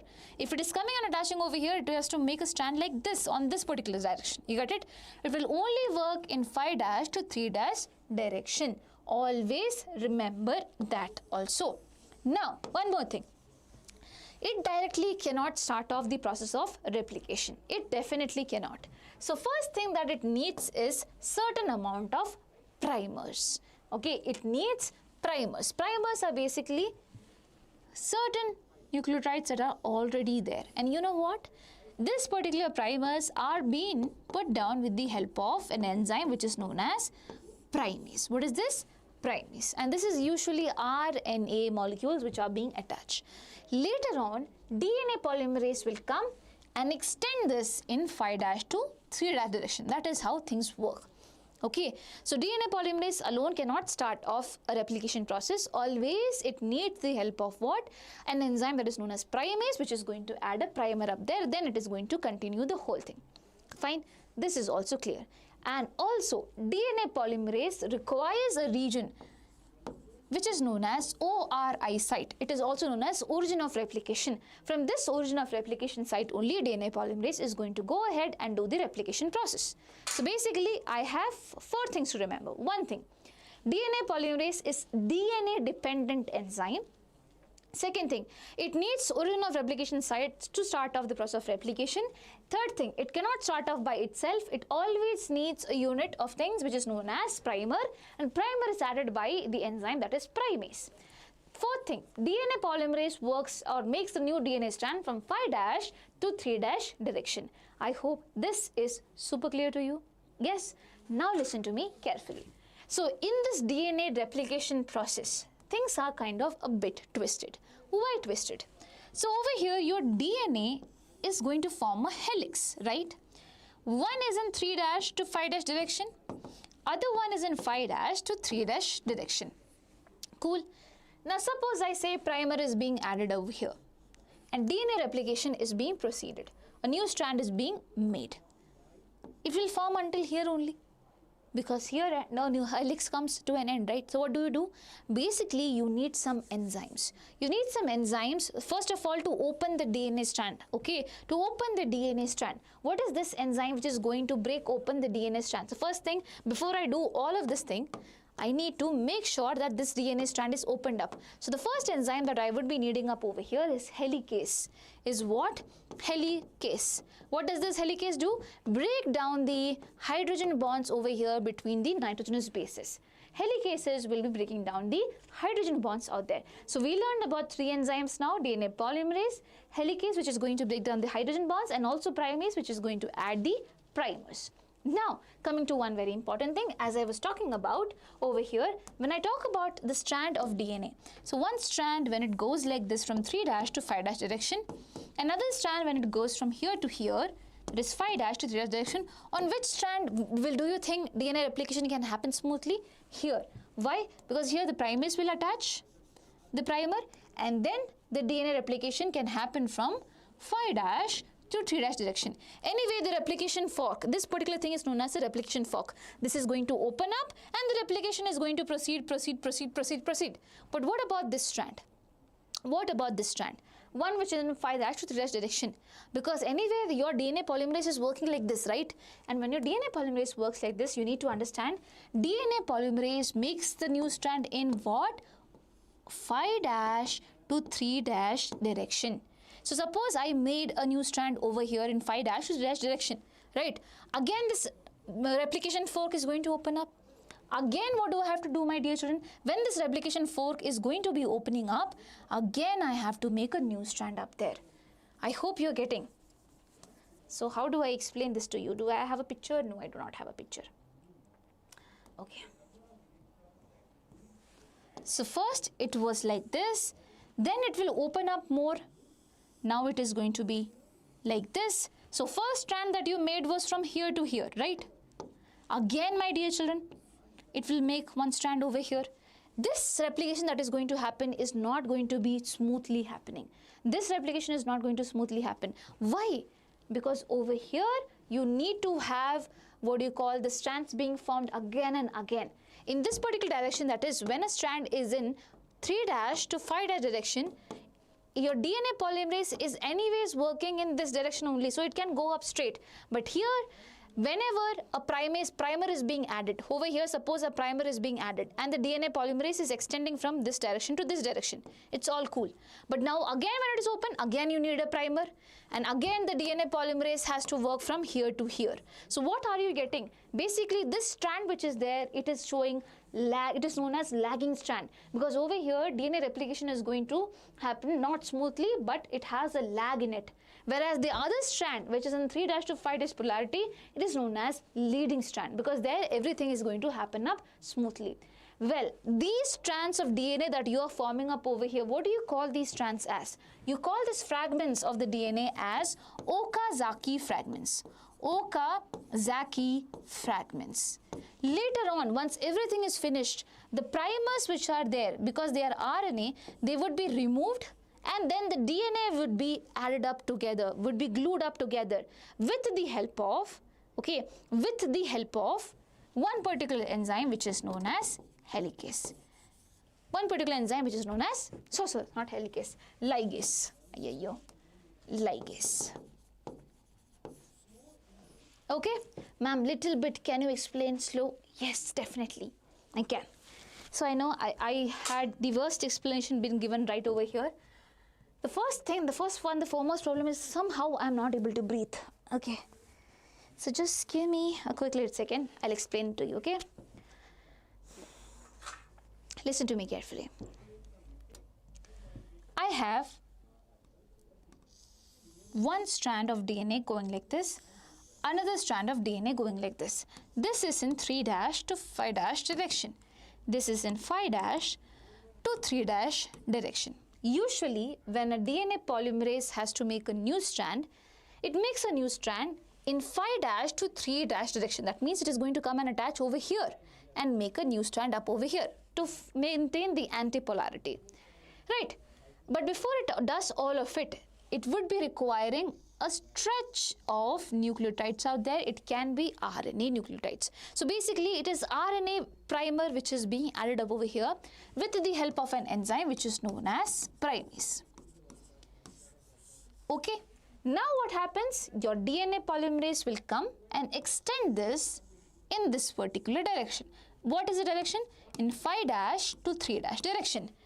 Now whenever replication is going to happen, the strands that you're seeing over here is going to open up, and the replication is going to be proceeded very, very smoothly. So in this particular strand, everything is smooth, which is why I'll call this strand as the leading strand. The leading strand. Now what about the other strand out there? This strand which is there over here, my dear children, things are kind of different over here. Why things are different over here?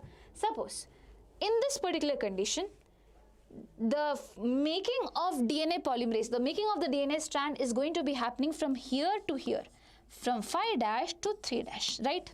Agreed? So for this to happen, first of all, I need the primer to be attached. So suppose I am adding the primer.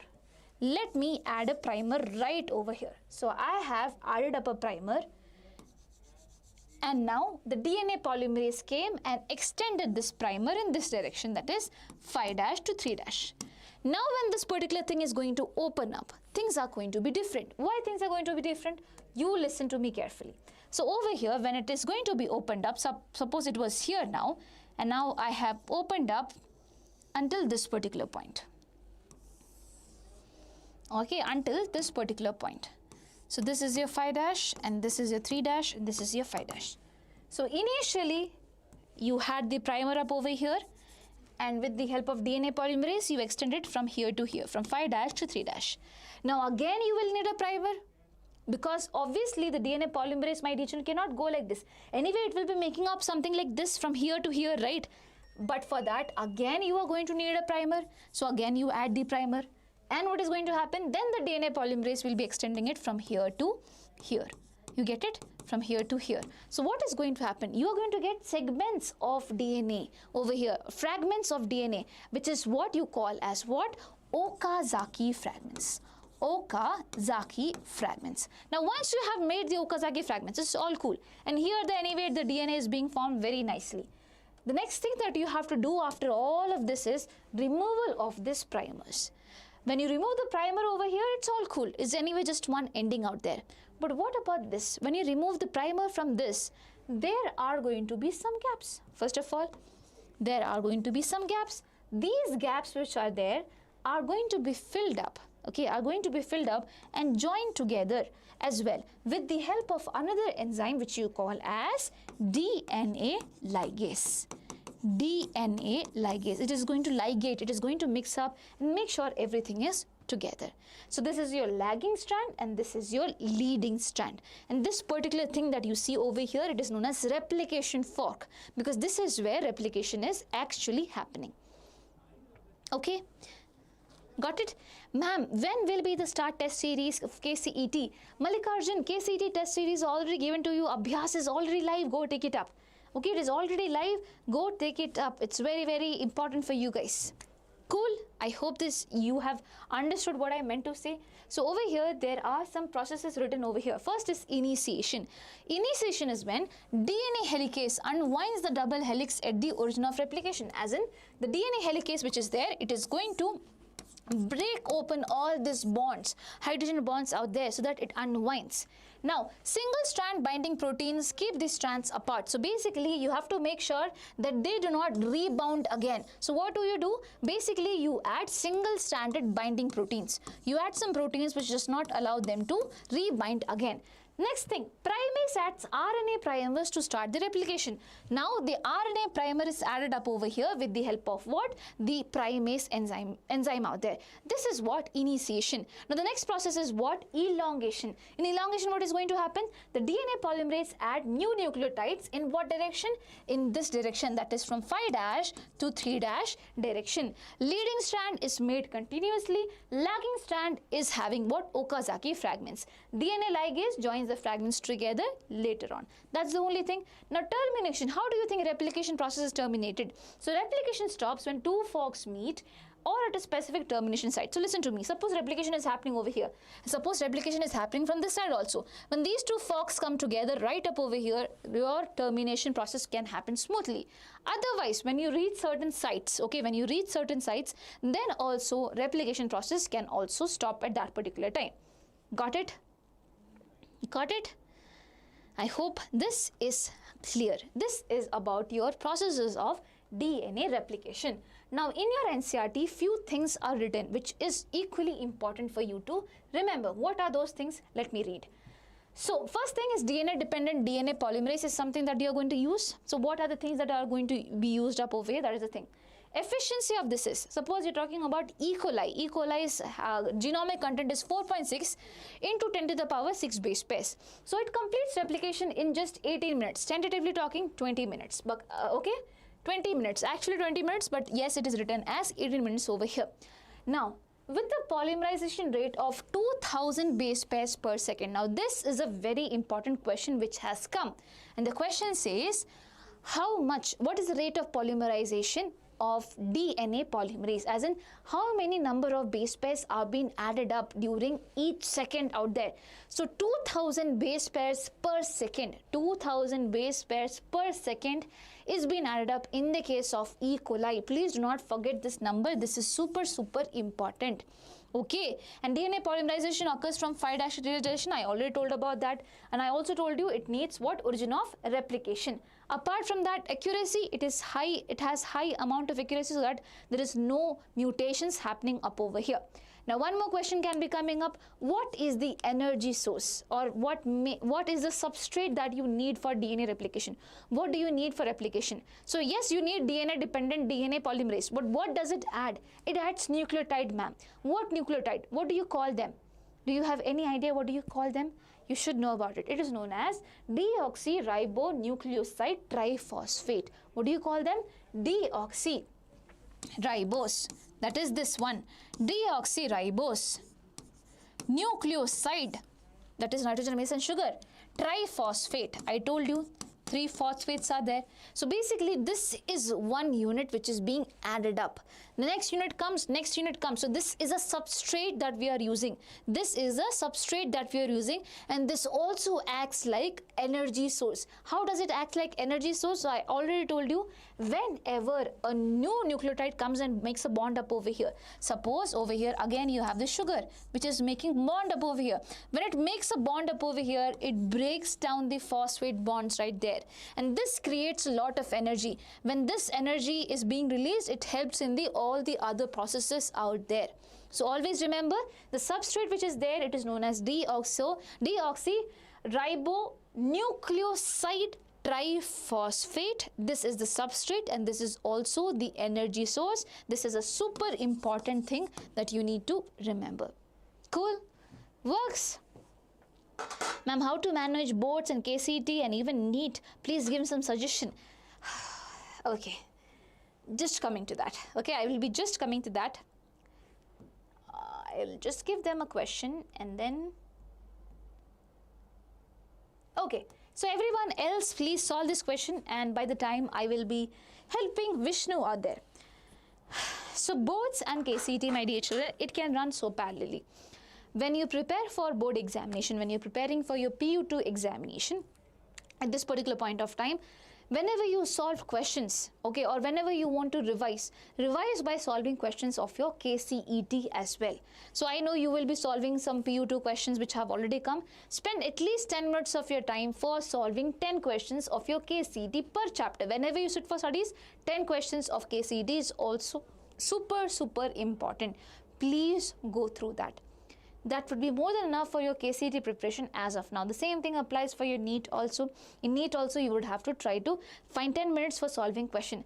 I am not saying that you will score full in NEET or KCET, no. But at least your preparation, you will be having an understanding of how well you are prepared. At least you will have a feeling that I am trying and I am doing it. And my dear children, if at all you do it consistently, if at all you give some time for NEET questions and also KCET question, what is going to happen? You get a practice on the question as well as the concepts. Concepts anyway you are studying for PU2, the same concepts are going to be applied there. For NEET, obviously it is going to be a bit more advanced. But when you solve the questions, you will understand that how much extra do I need to cover. If not too much extra, then don't cover it. As simple as that. So solve the questions simultaneously and it will be easy for you. Okay? Yes. So polymerization of DNA nucleotides during synthesis of lagging strand occurs in which direction? This is the question. And okay. Sanjeevani says the answer for this question is A. Polymerization of DNA nucleotides during synthesis of lagging strand occurs in which direction? Okay. Winter Luna says B. And Purvi says B, and Sanji also says it is B. Masha Kali Khan also say it is B. And Sanjeevani, okay. Masha Ali Khan says it's A and Sanjeevani says it's B. Okay, the answer for this question is B. Read the question carefully. Read the question carefully. It is being asked, the new DNA strand which is formed in the lagging strand. In the lagging strand, the new DNA strand which is going to be formed is happening in which direction? Remember, whether it's lagging or leading or whatever, it is going to be, the new strand is going to be having only one direction, and that is 5' to 3'. I told you, DNA polymerization can only happen in one direction, that is this. So your answer for this question is going to be B. Okay, it is going to be B. Do not get confused over here. Fine. Now Sanji, ma'am, I feel my concepts are lacking. Should I go in depth from beginning? If your concepts are lacking, I'll request you to okay. Yes, you should be going in depth from the beginning, but you do not have much time for it, right? Do you have? I'll prefer, please watch some one-shot videos. As of now, do not watch long videos. It might not be helpful. Watch the one-shot videos and then solve the questions. Watch one-shot videos, solve the questions. That would be enough. Okay, so if at all you spend time in watching 5-hour lecture out there, you might not find time to solve the questions. And if you do not solve the questions, that is also going to be a big problem. So watch some one-shot videos. We are also going to bring up that. Do not be worried. Okay, so that would be enough for you. And then later solve the questions simultaneously. In that way, it will be all good. You will be feeling confident when you are able to solve the questions as well. Cool? Masha Ali Khan, I hope you have got the answer. Why? Because in leading or lagging, anyway, the direction is going to be same. It is going to be formed in 5' to 3' direction. 5' to 3' direction. You are not being asked about what is the polarity of the lagging strand. You are being asked about what is the polarity of the new strand being formed. Right? The polarity of the new strand is going to be the same itself. Now we are going ahead with concept number 7. Dear children, so from this concept that we have learned, DNA replication, you will get the question on basically the semi-conservative mode of replication. That is super important topic. Apart from that, what are the steps involved in DNA replication? That can also be asked. Cool? Fine. Concept number 7, transcription of DNA. Can we go ahead with it? Everyone out there, is it okay if we go ahead with it? Okay, ma'am. Ma'am, can you make one short videos on every chapter? Puvi, yes, we are going to do that. And so you might have seen today there is a live, right? At 5 o'clock there is a live happening. We are launching something, and that is basically Masterstroke. So Masterstroke, I'll tell you honestly, it was a series that we launched previous year for KCET children. Okay, thinking that they might have less time for covering up the chapters. So this time we thought we should be doing it for both PU2 as well as KCET champions. So it's a one-shot video that we are going to give you. Watch those. It will be more than enough for understanding the concepts. Okay? For biology, I can definitely vouch for that because yes. Okay? Cool? Fine. And two, is it free? Yes. I should not be talking about that over here, but yes, it is going to be free. Only thing is that please make sure you watch them. That is one very, very important thing. You need to watch them regularly. So the previous year, I can show it to you. Just give me a second, okay? I do not know how to. Okay, just give me a quick second. Do you see? Okay, cool. Okay, it came up there. Just give me a quick second. How many concepts more? Few more concepts. Just give me a quick second, okay? I'll show you something.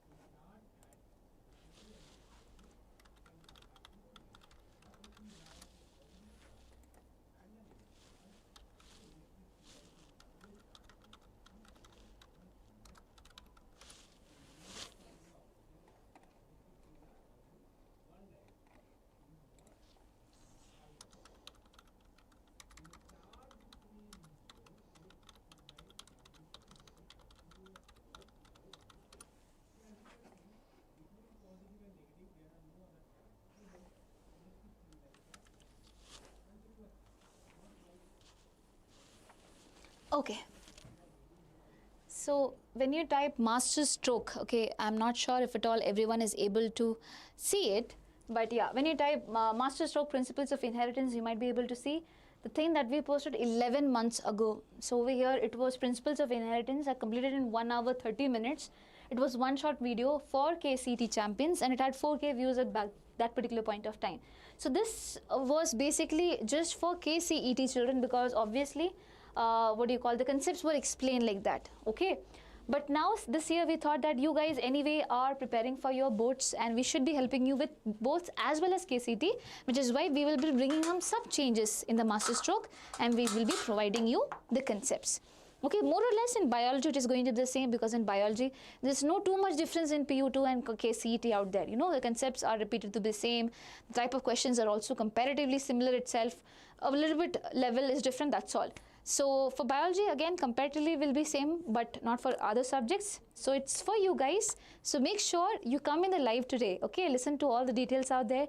The schedule and everything will be given to you. So make sure you make the best use of it and tell it to your friends also. So this year what we see is that you guys are not pretty much serious about how other children used to be the previous year. So I'm really glad when I saw you in today's live, because I was not expecting anyone out there, because your preparatory exams are done, and I realized that okay, you might be busy with some other things and you might be coming directly towards the examination, because one day before exam I see so many children. So I'm really glad you guys are there. You guys are awesome. Okay, you guys are awesome. Keep up the streak and keep up going. You will be doing good in life. Yes. When is the next live class of biology, ma'am? So I'm a little unsure. I think I have to check it. Okay, in this week you have, don't worry. Yes. Okay, thank you. Welcome, welcome, welcome. Thank you so much to you guys also. So now we come to this topic, that is concept number 7, transcription of DNA. Okay, so before that 5 p.m. live, we have to cover this up. So let's go ahead and let me just take the pen out there. Yeah, okay. So what do you mean by transcription of DNA, my dear children?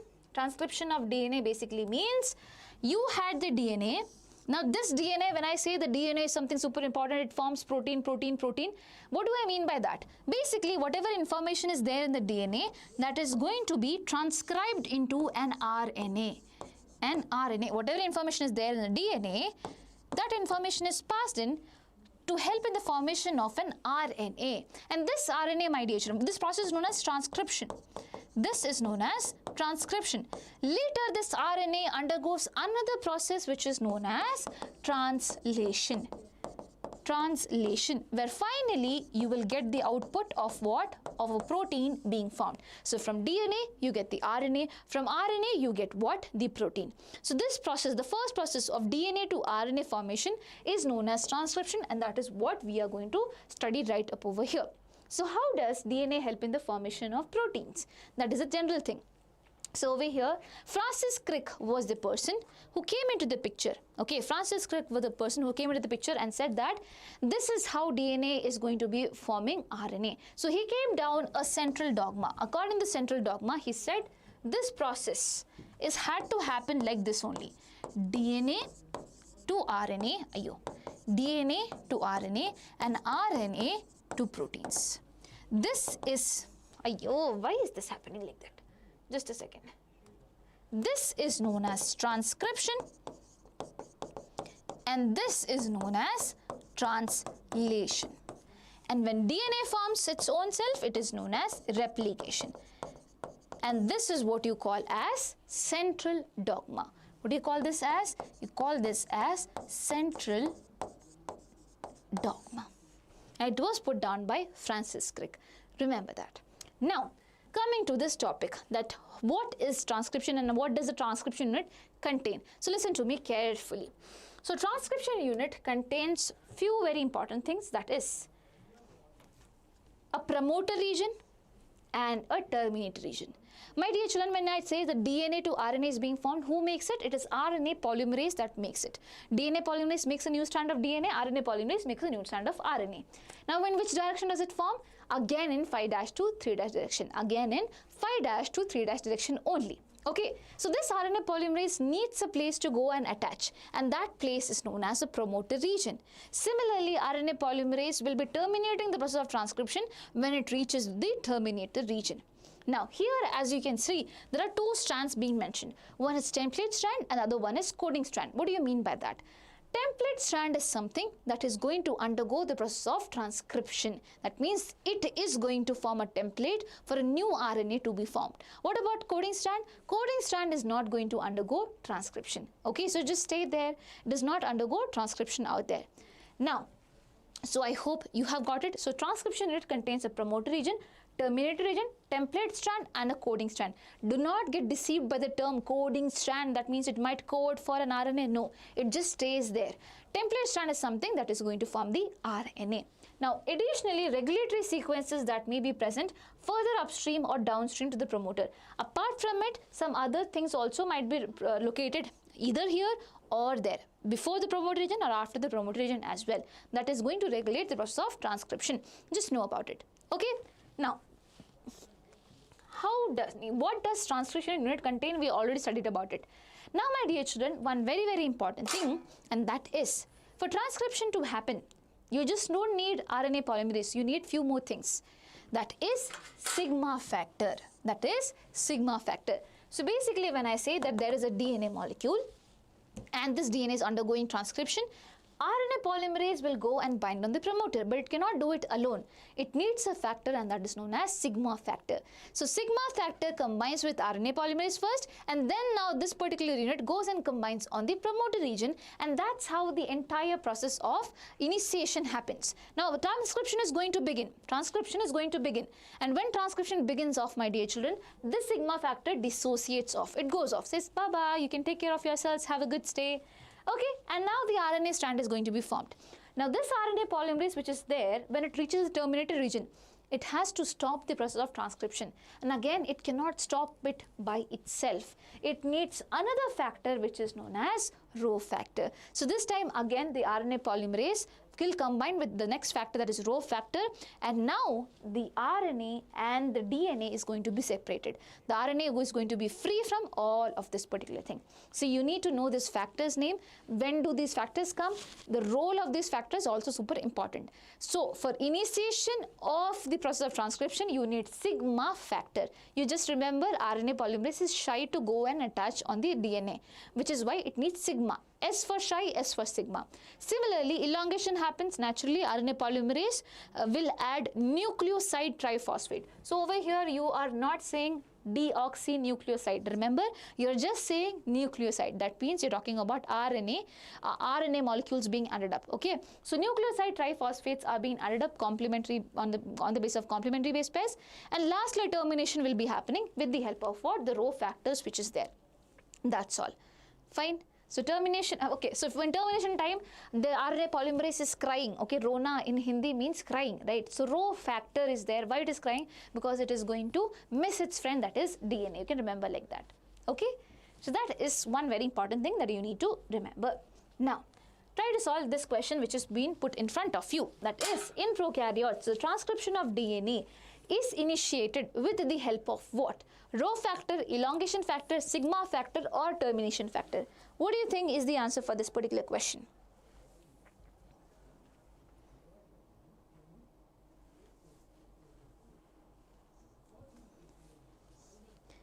In prokaryotes, the transcription of DNA is initiated with the help of what?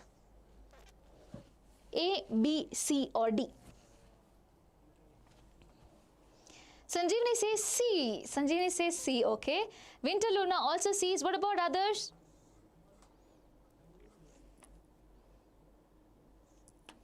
Come on, come on, come on. What about others?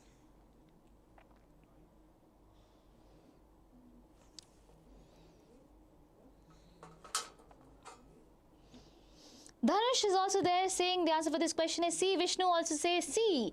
Okay, since all of my dear children are saying C, let's block it. Yes, my dear children, it is C. Remember, initiation, it is going to be sigma. So you can remember like that also. Initiation, there's a S sound. So sigma factor will be there. You can remember it like that. Okay.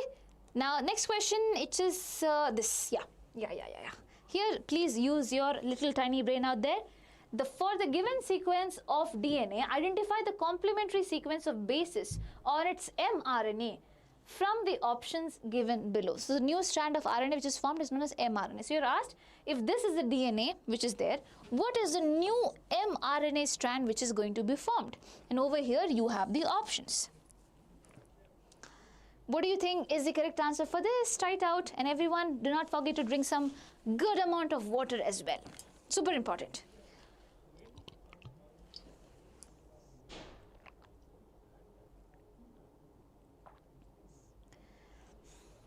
C, Vishnu, Baba, are you saying C for this? Okay, let's see if it is C. What about others? Everyone else? Winter Luna also says C. Okay, Dhanush says B is the answer for this question. Is it B? Okay, I have to check it out. Vishnu says C. No, nothing else, just C. Okay. So since you guys are saying that, we need to be a bit more careful is what I would love to say. Why? Because Baba, you are asked about mRNA. For the given sequence of DNA, identify the complementary sequence of bases on its mRNA. RNA does not have thymine, RNA has uracil instead. Okay, so when you are saying the C option, here you have thymine. RNA, do you think has thymine? No, Baba, it does not have thymine. It is going to have uracil. So listen, A base pairs with U. I'll put 5' over here. T base pairs with A, G base pairs with C, C base pairs with G, A base pairs with again U. So wherever A is there, you have to make sure U is there, not T. So your answer for this question becomes what?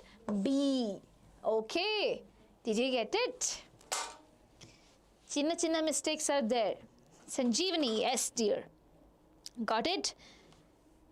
So this is why I say, so all of you who are getting wrong answers in this type of questions, we get an understanding that we have to be more careful while reading.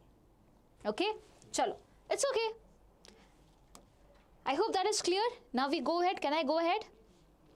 So over here, there is transcription, prokaryotic transcription as well as eukaryotic transcription. But before I go ahead into that, I want to explain you something else. Just a second.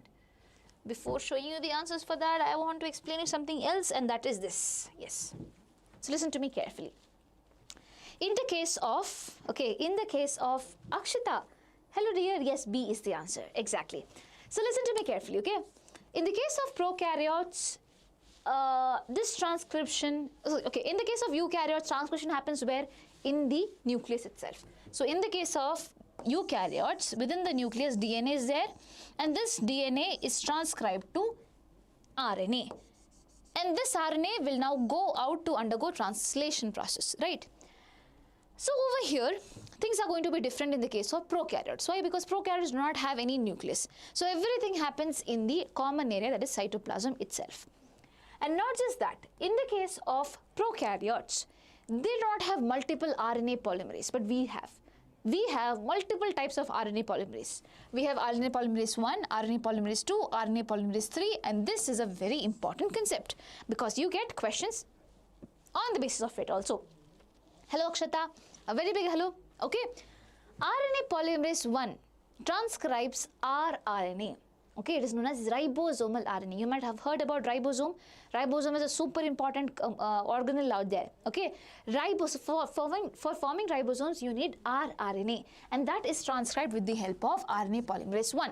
What about RNA polymerase 2? It transcribes hnRNA. What do you mean by hnRNA? Oh my God, ma'am, this is something very new. Hello, Roshni. This is something very new. Listen to me very carefully. So when I said that from the DNA, you had made the RNA, it is not directly the mRNA that you're going to make. It's never the mRNA you are going to make. It is known as hnRNA or heterogeneous nuclear RNA. This heterogeneous nuclear RNA is just like your DNA. It has to undergo some modification, and finally you get the refined form of RNA that you need, which is known as mRNA. So for transcription of this to this, you need what? RNA polymerase 2. To transcription of hnRNA, you need RNA polymerase 2. That is the second priority. Now, RNA polymerase 3 helps in transcribing another type of RNA, which is known as tRNA or transfer RNA. You need the tRNA for the next process, that is translation. So always remember tRNA. So first priority is rRNA, second priority is hnRNA, third priority is tRNA. You can remember like that if at all you need. Now rRNA also different types are there, 28S, 18S, 5.8S. All of them ends with 888. Okay, 28S, 18S, 5.8S. Now here also it transcribes tRNA, and apart from tRNA, some different types of rRNA are also transcribed over here. And the example is 5srRNA. And apart from that, snRNAs, that is known as small nuclear RNAs, are also transcribed with the help of RNA polymerase 3. So in total, in the case of eukaryotes, how many type of RNA polymerase is there? We have 3. Let's revise together. RNA pol 1, what does it do? RNA pol 1 is responsible for transcribing rRNA.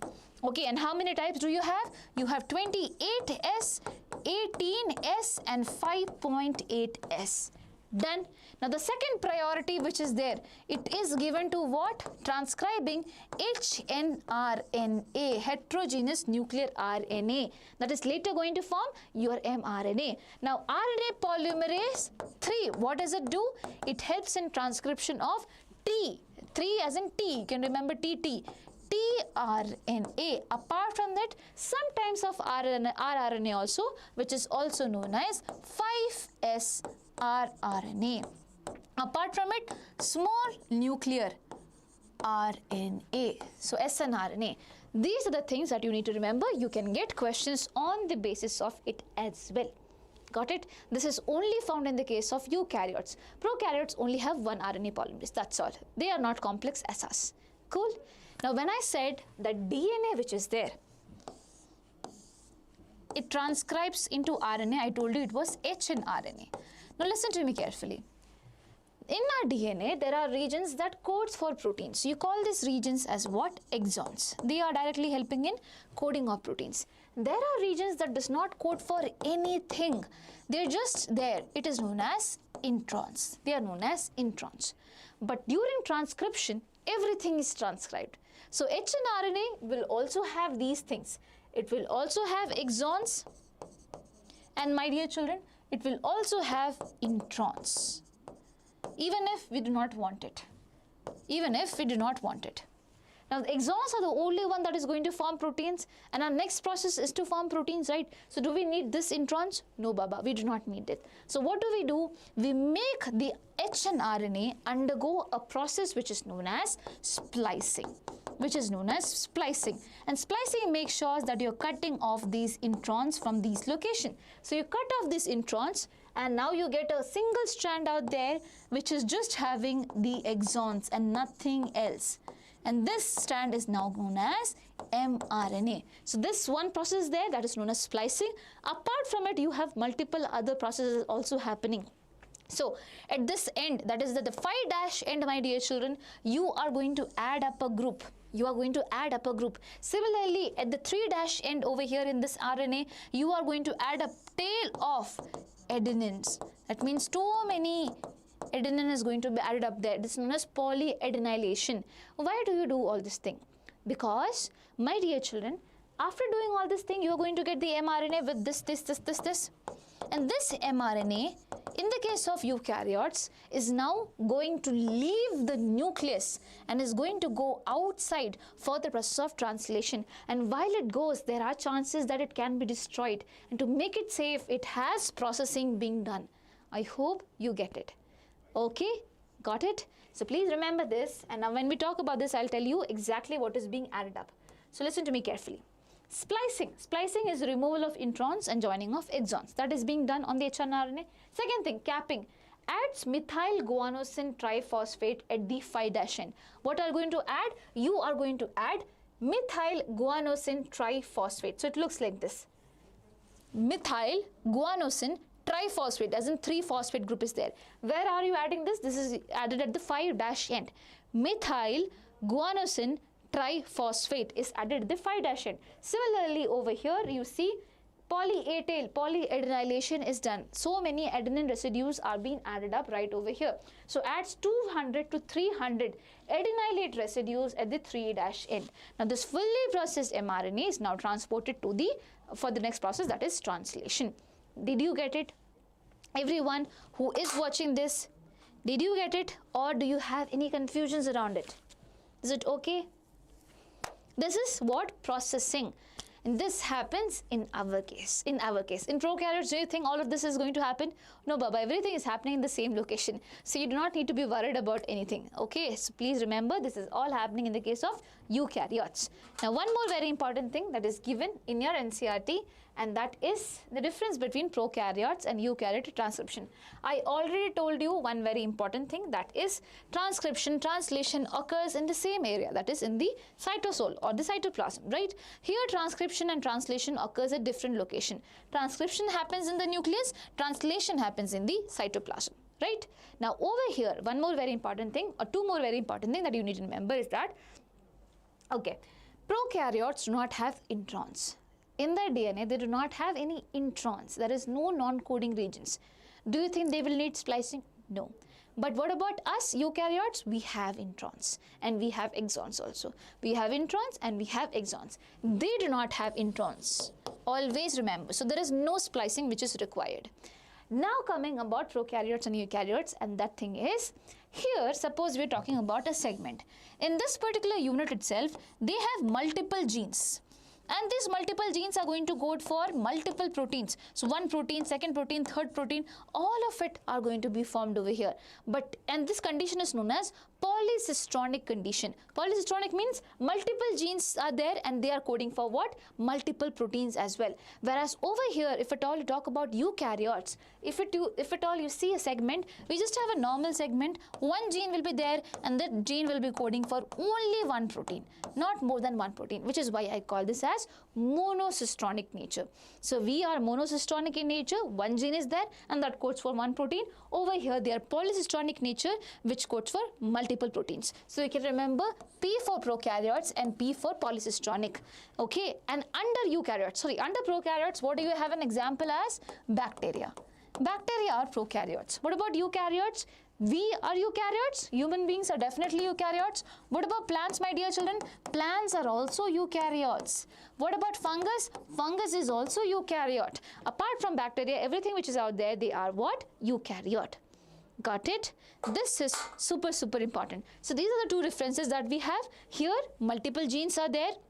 They're polycistronic. We are what? Monocistronic. They do not have introns, but we definitely have introns. And here, everything happens in the same location. Here, everything happens in two different locations. Now with that, we have one doubt over here coming up, and that goes, so one question that is going to come up, and that is this. This is your PU2 question which has come, okay? Which sequence of bases transcribed from DNA are found both in hnRNA and mRNA? What is found in both hnRNA and mRNA?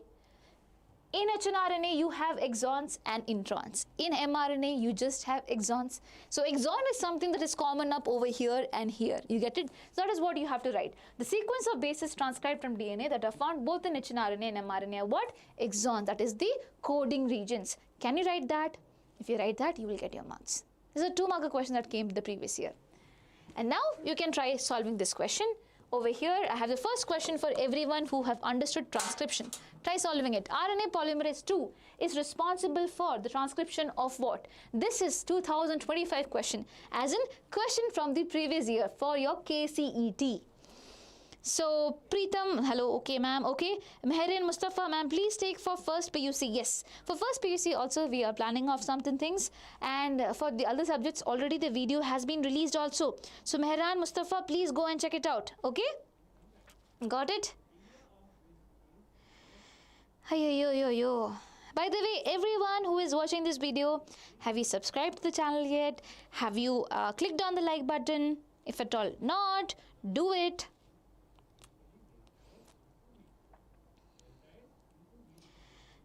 Where are we? C. Sanjeevani says the answer for this question is C. Okay. What about Preetam? Preetam says he's also C. Okay. RNA polymerase 2 is responsible for transcription of hnRNA is what you guys are saying. What about others?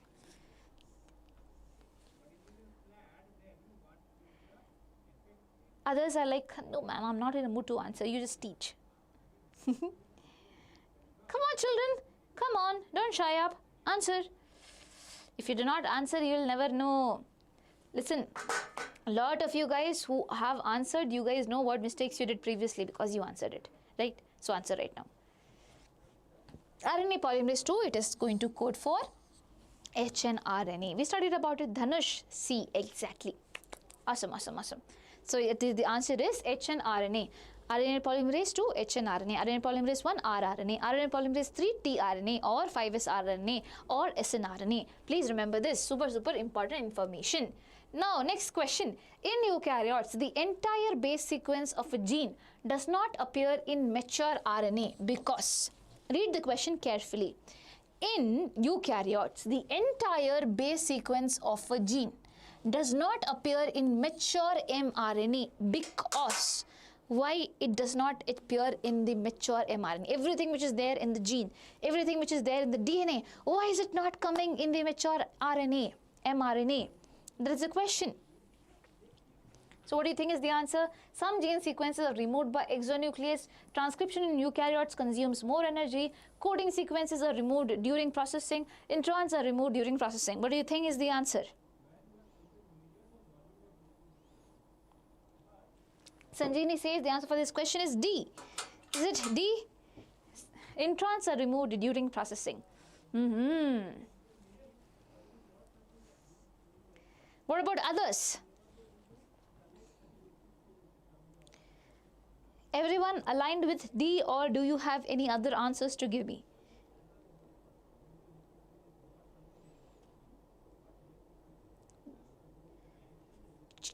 Come on. The question is, something is your DNA, whatever is there in the DNA is not found in the mRNA.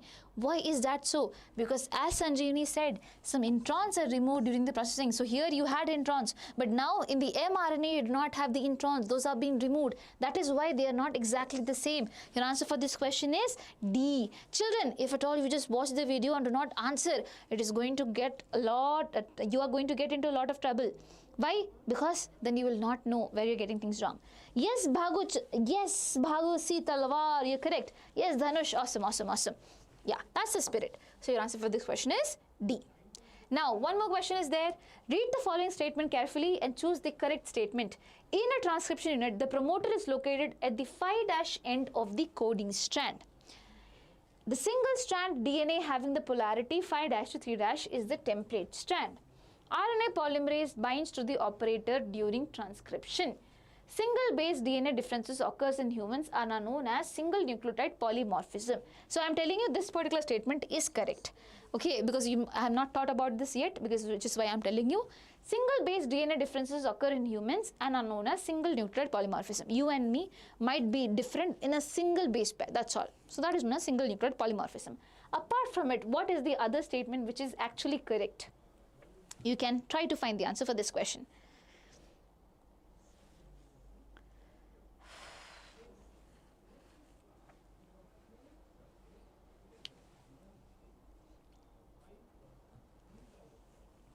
Sanjeevani says D is the answer. D is what statement? A and D. Okay. What about others? What about others having the same answer or different answer? How is it going?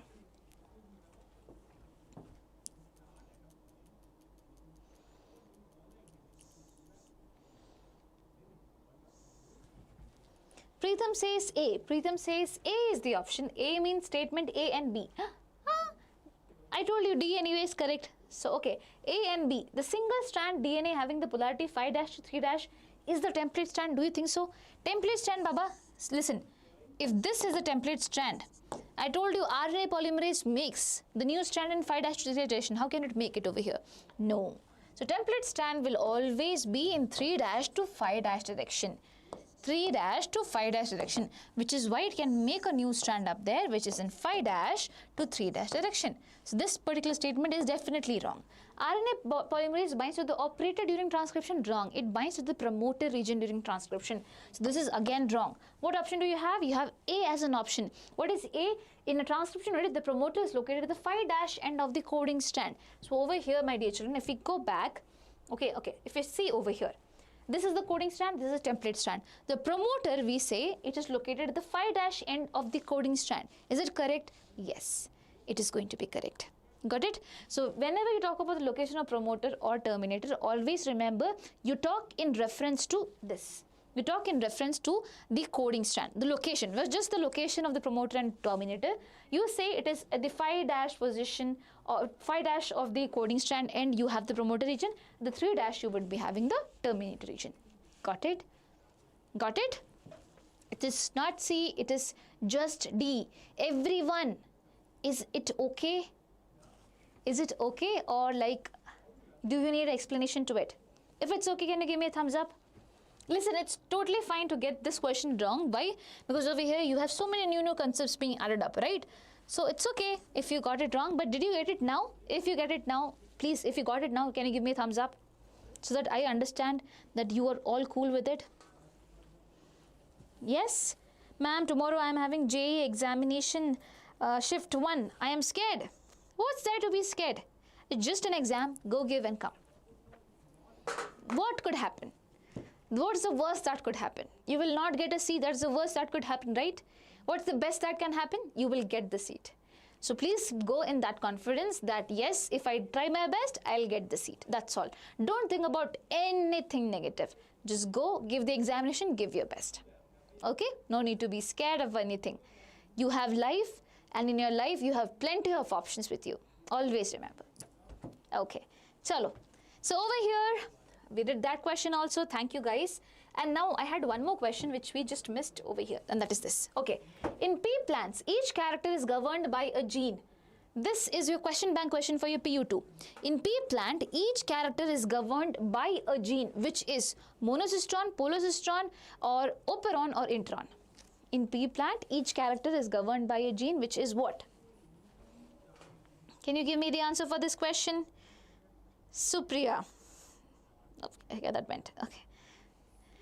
Children, all of you, can you try to give me the answer? And all of you who gave me thumbs up, thank you, dear children, for telling me that you are understanding. Supriya, you're the best, ma'am. Thank you so much. You're also the best children out there. Dhanush says answer is A. Okay. Bhagu says A. Okay. Is it A? Yes, it is A. All of you heard me very, very nicely. P plant, it's a plant, it's a eukaryote, and eukaryotes are monocystonic. P for prokaryotes and P for polycystonic, right? So P plant over here, it's a eukaryote, so it has to be monocystonic. You guys are absolutely correct. All of you. Super great. Okay? Awesome, awesome, awesome, awesome. Proud of you. Chalo, let's solve the next thing out there. So what do we have? We have genetic code as the next thing. So should I explain you genetic code first, or should we go with translation? Okay, children, I'll go with genetic code first. Okay, we will go with genetic code first. I hope these concepts are super done for you guys. So let's go. First thing that we have for genetic code is, you can get questions like this. Given below a sequence of nucleotides in a particular mRNA and amino acids coded by it. So over here you have an mRNA given to you, and you have said that this codes for this amino acid, this codes for this amino acid, and all. Okay. Now the question comes, write the properties of genetic code that can be correlated from the above given data. So what do you get from the above given data? That mRNA strand which is there, it is commaless, there are no commas.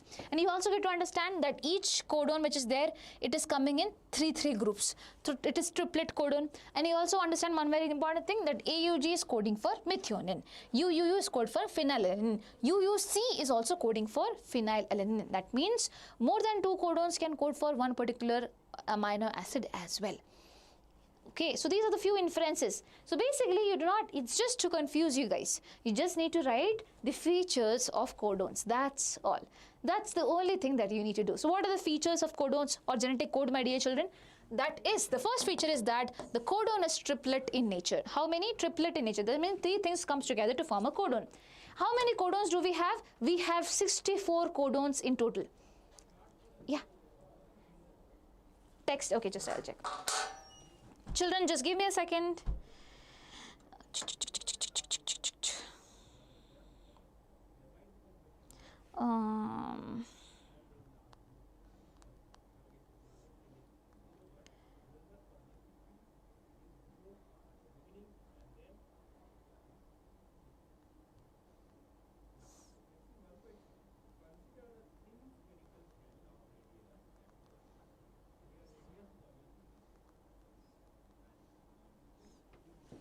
Okay. So they were just asking me about the master stroke live. Okay. So the timing is a bit changed because this live is ongoing. So listen to me carefully, okay? So the codon is triplet in nature. 61 codons are there. Okay. So 64 codons are there in total. Out of that, 61 of them code for amino acid. Okay, as of over here, if at all you see, these codons are coding for amino acid. Now, in this particular thing, you can see that 3 codons are there that do not code for anything. UAA, UAG and UGA. They are known as what? Stop codons. What do you call them? Stop codons. So out of 64 codons out there, 3 codons do not code for anything. They are known as stop codons. And 61 of them code for amino acid. I hope this is super clear. Now, going ahead, some amino acids are coded by more than 1 codon. Hence, the code is degenerate. Hence, the code is what? Degenerate. What do you mean by that? So, over here, if at all you see, my dear children, phenylalanine or serine. Serine is coded by UCC, UCU, UCA, UCG. All of them codes for serine. Multiple codons coding for the same amino acid. So, this feature is known as degenerate feature. Now, you also need to remember one thing. UCU codes for serine only. You will not see UCU anywhere else. 1 codon codes for only 1 amino acid. This is known as unambiguous nature of amino acids or unambiguous nature of the codons out there. So it is degenerate. Why? Because multiple codons code for the same amino acid, but 1 codon will code for only 1 amino acid, nothing else. This is known as unambiguous nature. Now, next thing, the codon is read in mRNA in a contiguous fashion, as in it's read continuously without any full stop, comma, things like that. Next thing, the code is nearly universal. It is going to be universal. What do you mean by that? Basically, UAU codes for tyrosine in us, codes for tyrosine in bacteria. In all the organism, the same codon is going to basically code for the same thing out there. That is why I'll say it is what? Universal in nature. Next thing, AUG has dual functions. So AUG is the first codon out there. So whenever I say that mRNA is there, the first codon which is there, it is going to be AUG. AUG codes for methionine, it's an amino acid, and it is also an initiator codon. From this point onwards, the translation process is going to begin up. So which is why I'll say it is what? Initiator codon as well. So AUG has dual function. Okay, now you have three codons, UAA, UAG, UGA. They are what? They are the stop codons out there. You have three codons, UA, UGA and UAG. They are what? The stop codons. Remember that also. That's all. So first thing, triplet, only 61 codons code for amino acid, 3 of them do not code for amino acids, and 3 of them are UA, UA, UGA and UAG. They are stop codons out there. Okay, now you have the codons basically code in contiguous fashion, and one more thing, that is one amino acid, sorry, one codon codes for only one amino acid, that is known as unambiguous nature, and when multiple codons code for one amino acid, you call this as degenerate nature. Always remember, codons are universal. AUG has dual function. First is to initiate, the second is to basically code for methionine. Done? These things you need to remember. Now, who put down this particular thing, that only three triplet codons will be there? It was George Gamow, a physicist, who said that it's going to be only three groups that is going to be happening. So basically what he did was, in our body we have 20 amino acids. How many amino acids? 20 amino acids, right? So if I say how many bases are there, we have 4 bases, A, U, G and C. If 4 of them come in a pair of 2, you will just get 16 of them. 16 amino acids can be formed. So basically 16 codes will be there, and those codes can maximum code what? Code to 16 amino acids, but that is very less. So what did I do? 4 of them, if they come in 3 groups, so if at all you do this, it comes out to be 64. And 64 is much more than 20, and that's okay. Few of them can be repeated. For example, as I said, ACU, ACC, ACA, ACG, there are 4 codons, but all of them are coding for one amino acid only. So that is okay. So George Gamow was the person who said that there is triplet codons which will be there. Please remember this information as well. Okay.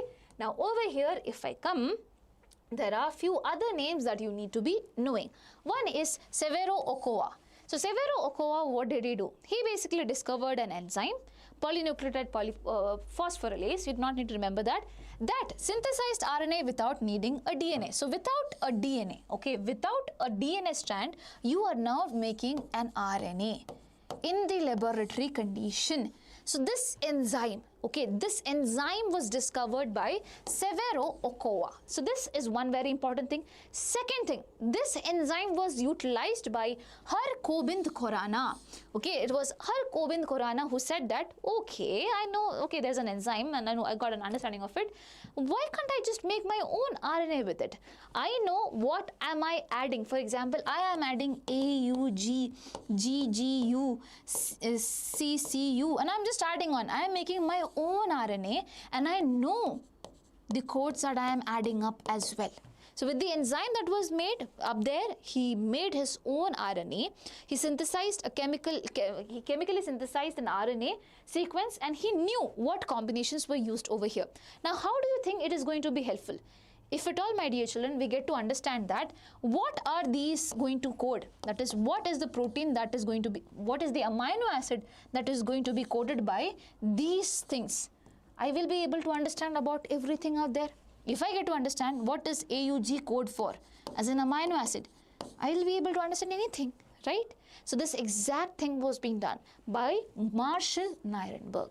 So Marshall Nirenberg developed a cell-free system, that is outside of living cells, to experimentally confirm which codon codes for which amino acid. So usually we needed a cell, we needed all the setup out there, but now Marshall Nirenberg created a cell-free environment where this particular strand of RNA, for which we already know what is it made up of, we are now going to make amino acids on it. Now we know that AUG is going to code for this amino acid. You get it? So there are 3 scientists, Severo Ochoa, he basically discovered the enzyme for chemically making the own RNA out there.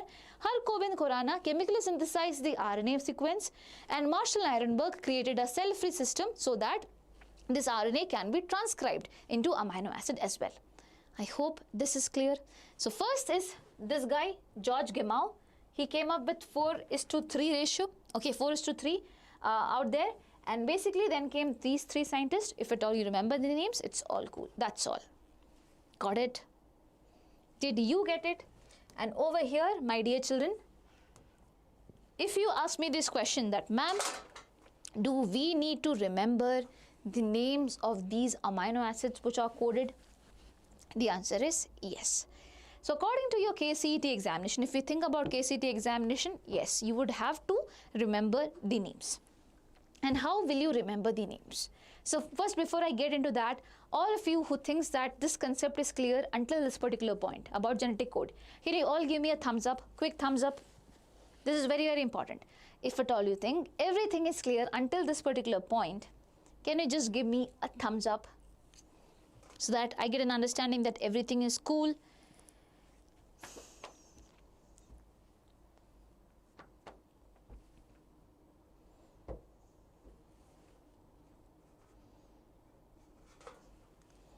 Come on, come on. Okay, Sanjeevani, thank you so much. Fine. So listen to me. How do you remember this? Simple, okay?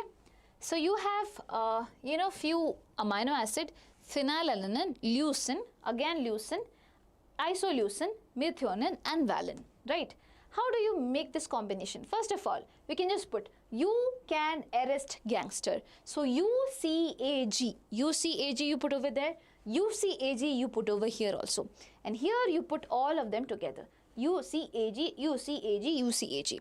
Got it? So what do is that you take the first letter from here, U, second letter from here, U, and the third letter from the top, U. Then again U, and the second letter from here, that is C. The same thing, you have to keep on doing it. Got it? So that is how things are going to work. First letter U, you taken from here, then you took U from here, then you took A from here. That is how you make the table. So you can arrest gangster, you need to remember that. Okay. Now, how do you remember these amino acids? That is important for you. So phenylalanine is coded by 2 of them. Then you have leucine, then you have leucine. So basically 6 of them are coding for leucine. Then you have isoleucine. 3 of them are coding for isoleucine. 1 of them is coding for methionine. This is the amino acid that codes for only, this is the codon that codes for only one amino acid. Okay. And over here valine is there, that also is up there. Now, how do you remember this name? You just need to remember, fill leaf in my wallet. Fill leaf in my wallet. Got it? Fill leaf in my wallet. So leaf is a bigger word, so you can remember it goes up like this. It's a very, where is it? It's a very long term that is being used over here. Now, if at all we go ahead, you have this thing. Serine, proline, threonine, and alanine. I am not saying you will be able to remember all of it at once. You will not be able to remember it, but at least you will get an idea. Okay, so fill leaf in my wallet. So 4 is there. If at all you just have a picture of it, you will be able to remember it better. So here 4 combination is there in this particular thing. So serine, proline, threonine, and alanine. How do you remember it? Serious professor threw alarm. So serious professor threw alarm. It is alanine, alarm. Got it? That's done. Now going ahead, you have what? You have 3A and B. So I have divided this into this and this. 2 things. So listen. Here you have 2 things for tyrosine, then you have stop codons, they do not code for anything. Then you have histidine and you have glutamine. What do you call it? Glutamine. Then you have aspargine, you have lysine, aspartic acid, and glutamic acid. Listen, this is aspargine and this is glutamine. Here it is aspartic acid and it is glutamic acid. Okay, and in between that you have lysine and histidine. So we have divided into 4 things, 3 things actually. So first we divide from here to here. Tyrosine stop his gun. So let's see. Tyrosine stop his gun. It stops up right over here. Tyrosine stop his gun. Okay. Now going ahead, over here what do we have? Asian-like aspartic glue. So Asian-like aspartic glue. Asian-like aspartic glue. Here the trend is being followed. Only 2 will be there. So 2 for tyrosine, 2 for stop, 2 for his, 2 for glutamine, 2 for aspargine, 2 for lysine, 2 for aspartic acid, and 2 for glutamic acid. So first is tyrosine, stop his gun. The second is Asian-like aspartic glue. You can remember with the help of this. Cool. Now, the last one out there, again we will divide into 4A and 4B. Sister stop tripping. So listen, sister stop tripping ends up right over here. Cysteine. Okay, sister stop tripping. Listen, in this whole particular thing, there are only two codons that codes for only one amino acid. One is AUG. AUG codes for methionine. Similarly, UGG codes for tryptophan. None of the other codons are going to code for tryptophan. You need to understand that. Okay, only AUG, methionine, and UGG for tryptophan. These are only single things. So, sister stop tripping. This is one thing that you can remember. Now you have arginine, you have serine, again you have arginine, and then you have glycine. So, arginine, serine, arginine and glycine. How do you remember it? Arginine, sir, arginine, glycine. This is not a good way to remember, but yes. Arginine, sir, arginine, glycine. Remember, serine is also here, up here. If at all you remember, serine is also up over here. So, serine here is here also. So, I know this is not the best way to remember things, but this gives you an idea when you are like, okay, so please make sure you go through it once more. Definitely it is going to help you out. First thing is fill leaf in my wallet.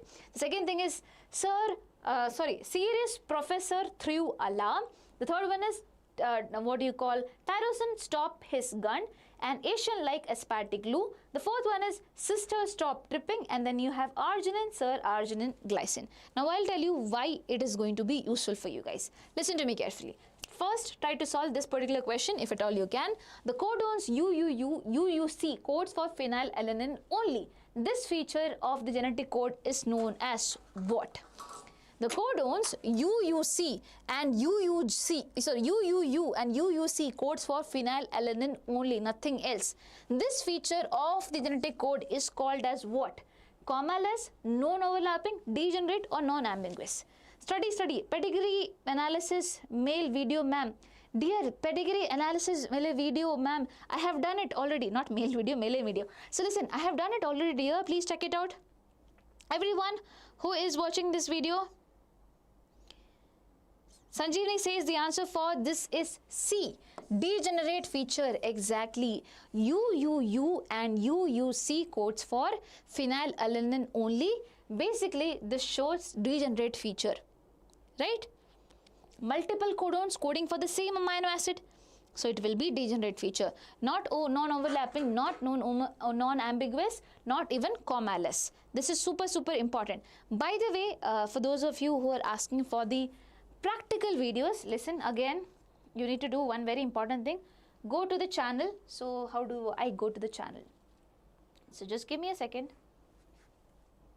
Okay, so here is the channel. Now, if at all you see this, if at all you see my picture with the skeleton, that means it is basically your, what do you call, practical videos out there. So, for every subject it is there. For chemistry it will be there. For biology it is there. For physics also it is there. Everyone who have not checked it out, please go check it out. I have explained each of it. Only one video is remaining for spotting. Rest everything is being done. Okay, so please check it out. These videos can be super important for you guys. Okay.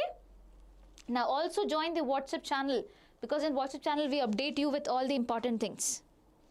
Hello Loki. Hello. Very big hello to you. Okay, so let's go ahead with the next question. Everyone who is watching the video, children, you have to try to find the answers also. Okay, let's solve. Find the nucleotide sequence of the mRNA which codes for the sequence of amino acids. Now, this is where your information that we just studied will be used over here. So, this is the amino acid sequence given to you. You have to choose the mRNA that codes for this amino acid. So, methionine, leucine, valine, arginine, alanine. Can you guess what will be the amino acid? So, methionine, we all know it is AUG. Methionine, we all know it is AUG. What about leucine, valine, arginine and alanine? What do you think? So, if at all you remember, serious professor threw alarm. Serious professor threw alarm. This is the second column. So, second column, last one. Alarm is for alanine, like last one. So, UCAG. So, here it is G And so basically, and the second column it will be UCAG. So again C. So G and then C and then A. GCA, GCC, GCU, GCG, everything, my dear children, everything is going to code for alanine. So over here, you have two options, GCC, GCC is over here. It's not UGU, UGU, it's also wrong. So again, you just have to look for these options, these two. Now, leucine, valine, arginine is there. Do you know any other names? Fill leaf in my wallet. The first column, fill leaf in my wallet. Wallet is for valine. So last one, first column. So first column, it is going to be, so over here you have UCAG. Listen, for this I have to go back. Listen, fill leaf in my wallet. So first is G. In the first column you have U. So it will be GU. Okay, it will be GU, and then what? And then you have to keep on matching it. So this is wrong. So it will be GUU, GUC, GUA, GUG. All of them are going to be valine. So your answer for this question is going to be what? Ayyo. Yeah, it is going to be D. If at all you see,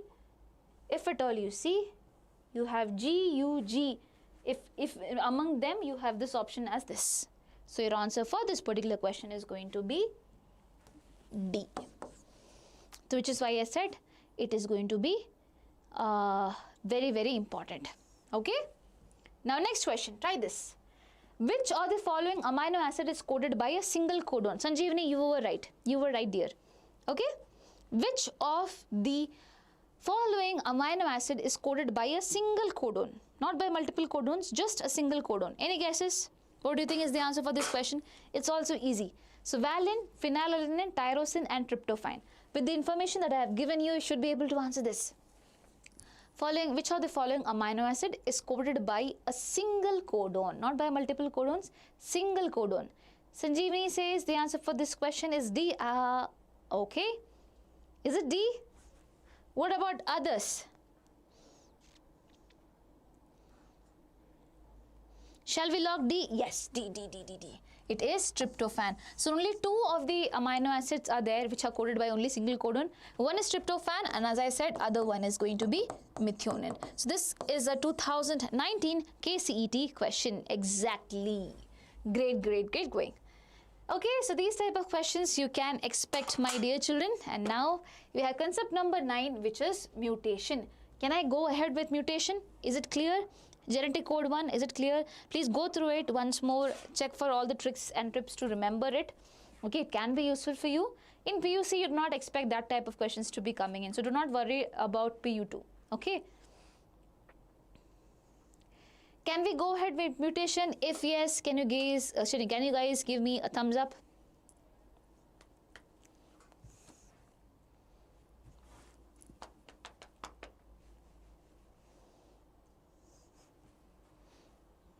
Okay, let's go. So basically, what do you exactly mean by mutation? Whenever there is insertion or any changes in your DNA, okay, there is any changes in your DNA, you call this process as what? Mutations.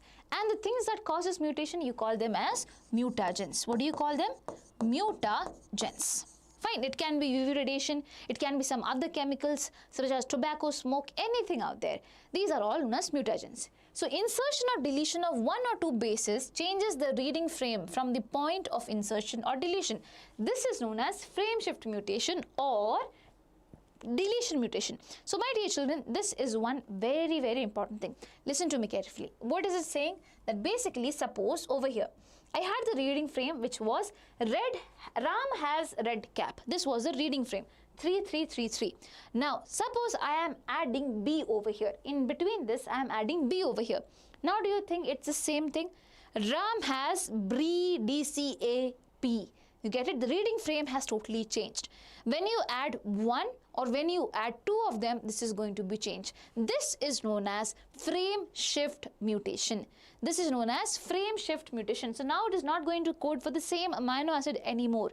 It will be coding for some other amino acid. And sometimes you also need to remember, suppose you had okay, Suppose over here the sequences were like this: AUG, UUU, and then you had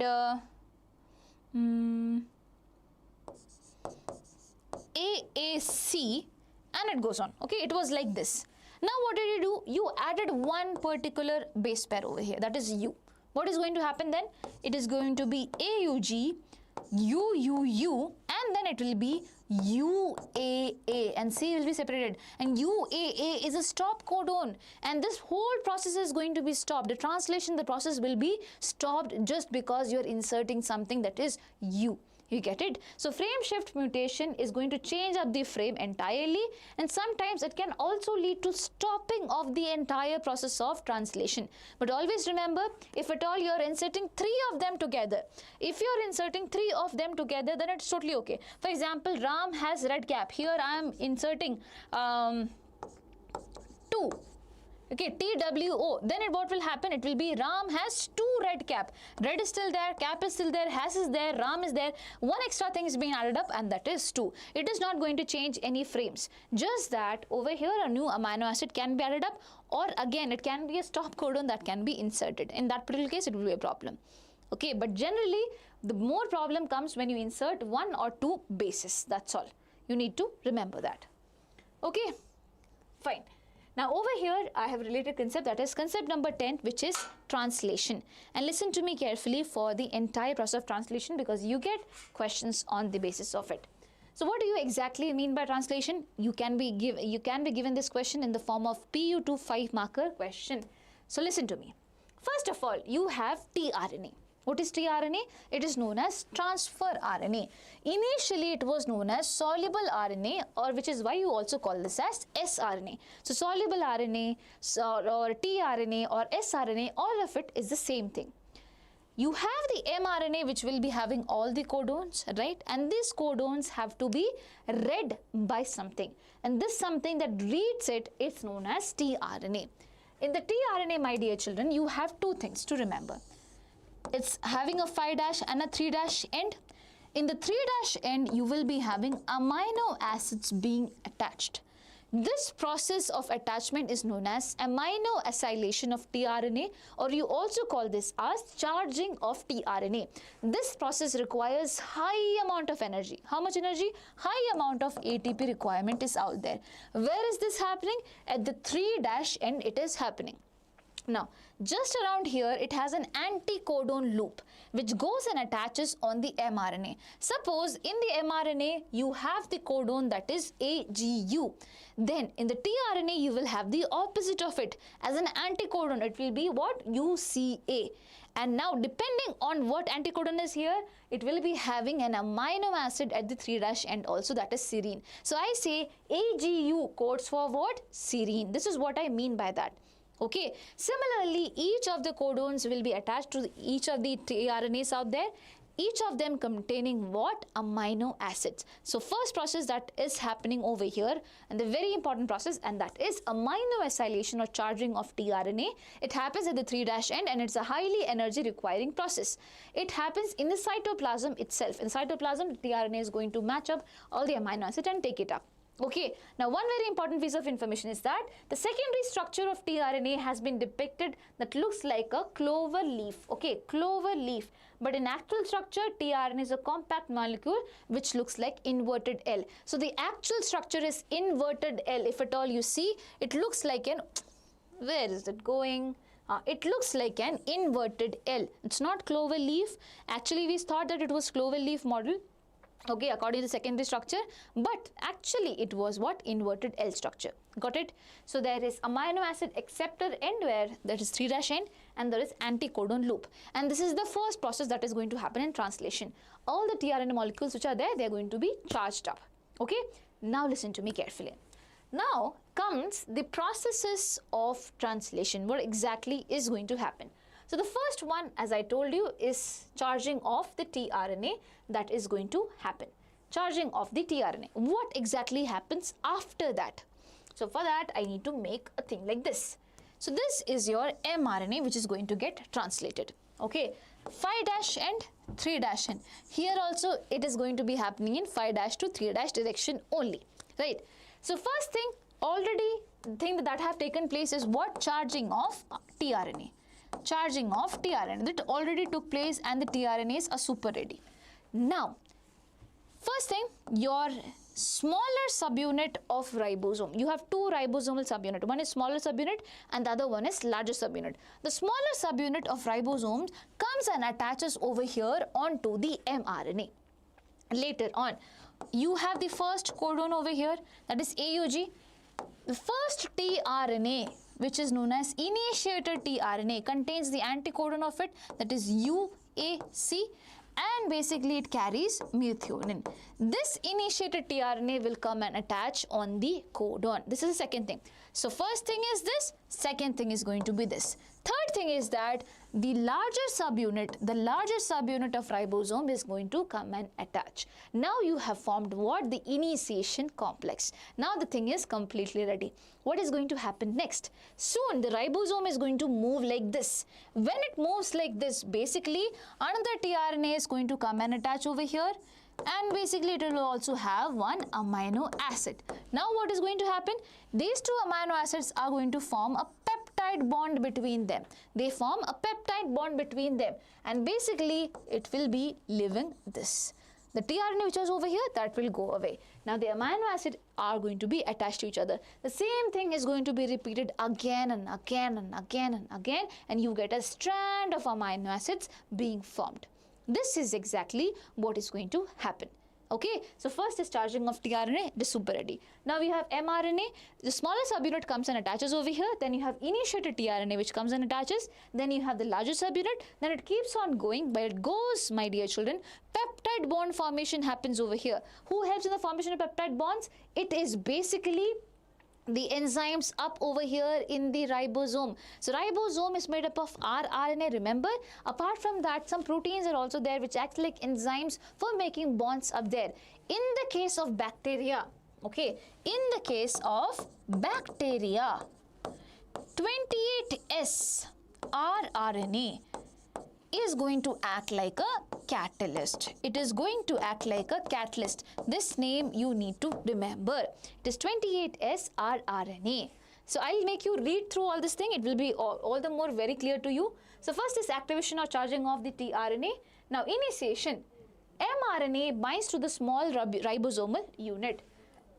The start codon AUG is recognized by the initiated tRNA carrying what? Methionine. That is also clear. The largest ribosomal subunit assembles, forming the initiation complex. Initiation process is done. Elongation happens. Now tRNA brings amino acids to the ribosome, matching codons on the mRNA through its anticodon loop. Right? Now the peptide bonds forms between the adjacent amino acid. 23, not 28, sorry, it was 23 srRNA. In the bacteria is the enzyme, that is ribozyme, which is used in the case of bacteria, for the peptide bond formation. This happens in 5' to 3' direction. Okay, this happens in 5' to 3' direction. Now termination, when a stop codon, yeah, that's U, okay. Now how does termination happens? Suppose in the mRNA, the tip of it, you have UAA, UGA, UAG, UGA, UA, and UAG. Okay, any of these coming up, the whole process is going to be terminated. No tRNA will be coming and binding on the stop codons. Release factors will be coming and binding. No tRNA are going to come and bind up there. Please remember that also. Then, so this is your whole process of translation. One very important thing which is there, and that is untranslated regions. This is also one very important thing. What do you mean by untranslated regions? So when you talk about an mRNA will be having some extra things out here before the 5' end and after the 3' end. These extra things out there are known as untranslated regions. They are not going to undergo any translation. They will not undergo any translation. They are just there. Okay, they are just going to be there. Why? Because they provide stability to the mRNA. Okay, they provide what you call smooth initiation as well as smooth termination, and also for the efficient process of translation you need to have it. So for stability of the mRNA, for initiation and termination to happen smoothly, you have untranslated regions located before 5' and after 3'. This information is important. Before 5' and after 3'. Ma'am, second preparatory tomorrow examination. Ayyo, Kunal Majaje.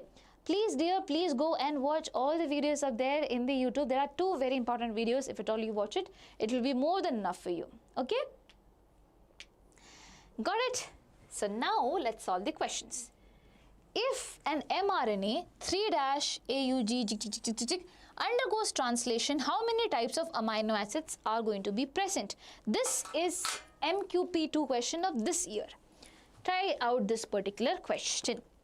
If an mRNA, this undergoes translation, how many types of amino acids are going to be present out there? That is the question.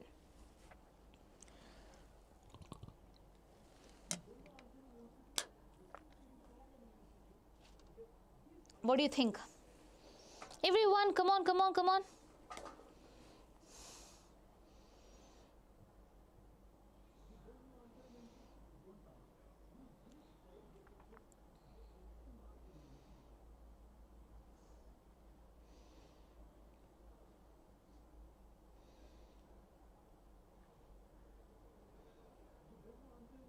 Sanjeevani says the answer for this question is C. Okay, what is C? 2 types. Is it 2 types? Is it 2 types? Let's see. Okay, so listen to me carefully. So over here, mRNA is 3'. This goes like that. The children usually do one very different mistake, that is AUG methionine, UUU phenylalanine, UUU phenylalanine, UUU phenylalanine. So basically 3 phenylalanine, I'll just count it as 1 only. So 1, and here methionine 1, and UAA is a stop codon.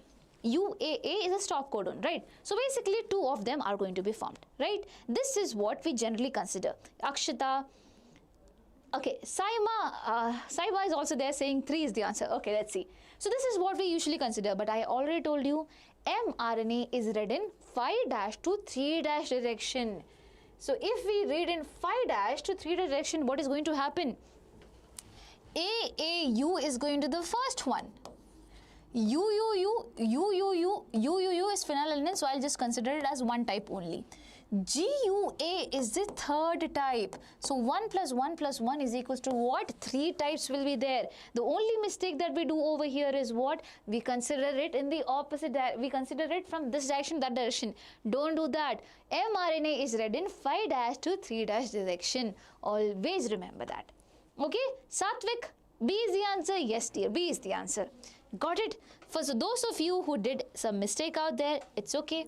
As I said, we are prone to do mistakes. It's totally fine. Learn from your mistakes. That's all. Did you get it? So this is MQP2 question. Very important question. Very tricky question. So yes, not tricky, but yeah. Fine. Got it? Chalo, let's do the next question out there. So, okay. This is question bank question, okay? A mature mRNA transcribed from the gene is 636 nucleotides long. A mature mRNA is having 636 nucleotides. Assuming it codes continuously without UTR and stop codons. Assuming that there are no stop codons over here, there are no stop codons, there are no UTRs. How many amino acid does it encode? How many amino acid do you think it encodes? 212, 211, 210, 636. What do you think is the answer for this particular question? If 636 nucleotides are there, and I am saying there is no UTR, there is no stop codons, okay, how many amino acid does it encode? Any guesses? Come on, come on, come on. Guys, you can do it.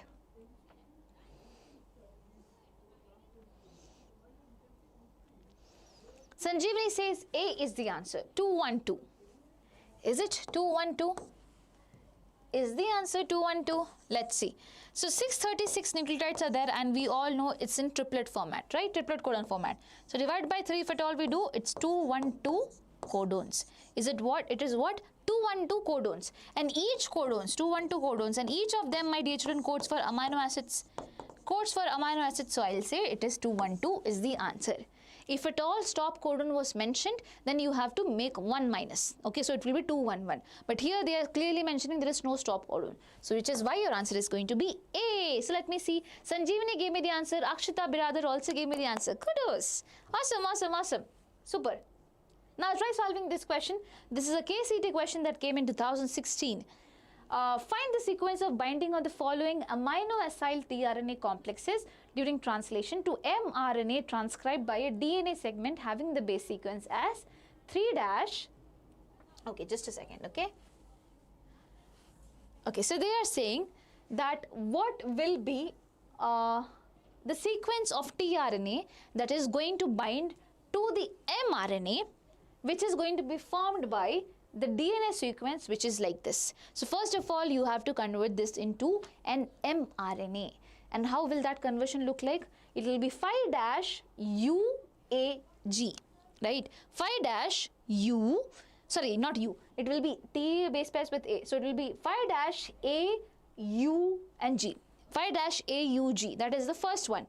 So first one is going to be methionine. First one is going to be methionine. But do we have any amino acid being mentioned over here? No. We have anticodons being mentioned over here. So AUG is something that we have. So opposite of AUG will be what? UAC. So this one is going to be the first one out there. Got it? This one will be the first one out there. So please take a picture if at all you want to follow this. Otherwise, we might not be able to solve the question, right? So yeah, I think this would be enough. Take a screenshot up in your mobile phone and try to solve this. Which one will be first one? So according to me, it will be B1. Why B1? I'll explain it to you as well. Okay?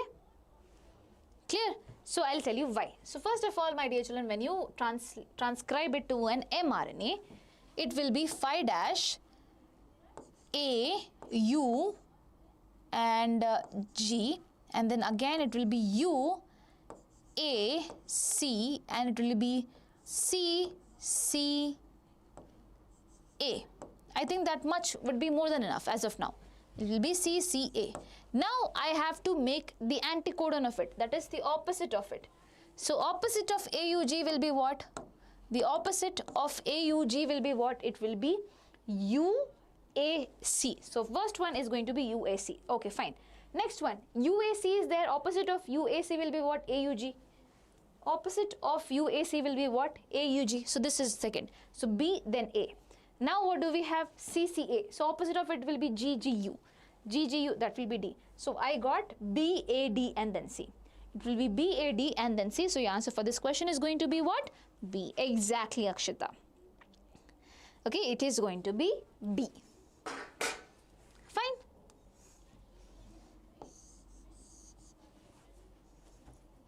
I hope everyone got it. It's clear. Now you have this question. Try to solve this question. Which of the following sequences of mRNA are required for translation process but are not translated? They are required for translation process but they are not translated. What are they? What are they? Stop codons, anticodons, sense codons, or UTR? Stop codons, anticodons, sense codons, or UTR? What do you think is the answer for these questions? This question. They are required for the process of translation but are not translated at all. Come on, children.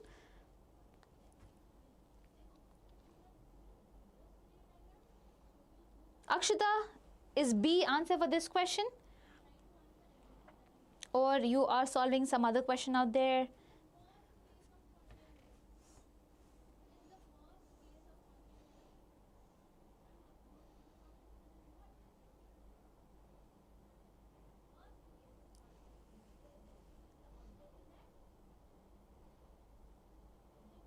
D. Sanjeevani says D, Akshita also says D, which is why I have to lock in D option. It is what? UTR, that is the untranslated regions. Now this is also super important. Okay, it will be UTR. Fine. Now if tRNA, the region that binds with mRNA is, in tRNA, the region that binds with mRNA would be what? No ma'am, D is the answer. Yes, but dear, D is the answer. Did I mark something else? D is the answer, okay? Okay, sorry, I got it. Okay, anyways, so in tRNA, the region that binds with an mRNA is what? A, B, C, D is the option given to you.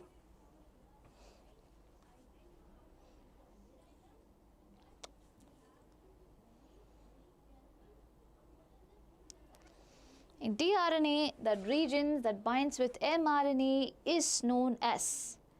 Come on, children, fast.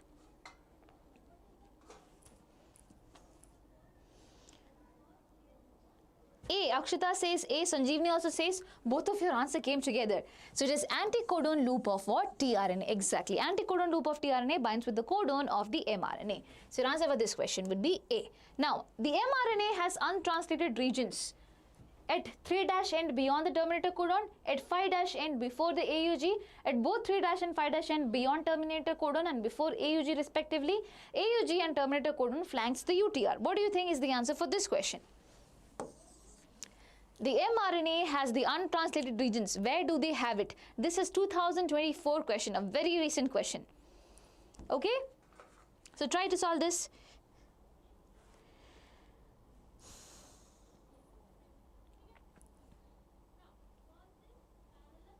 Come on.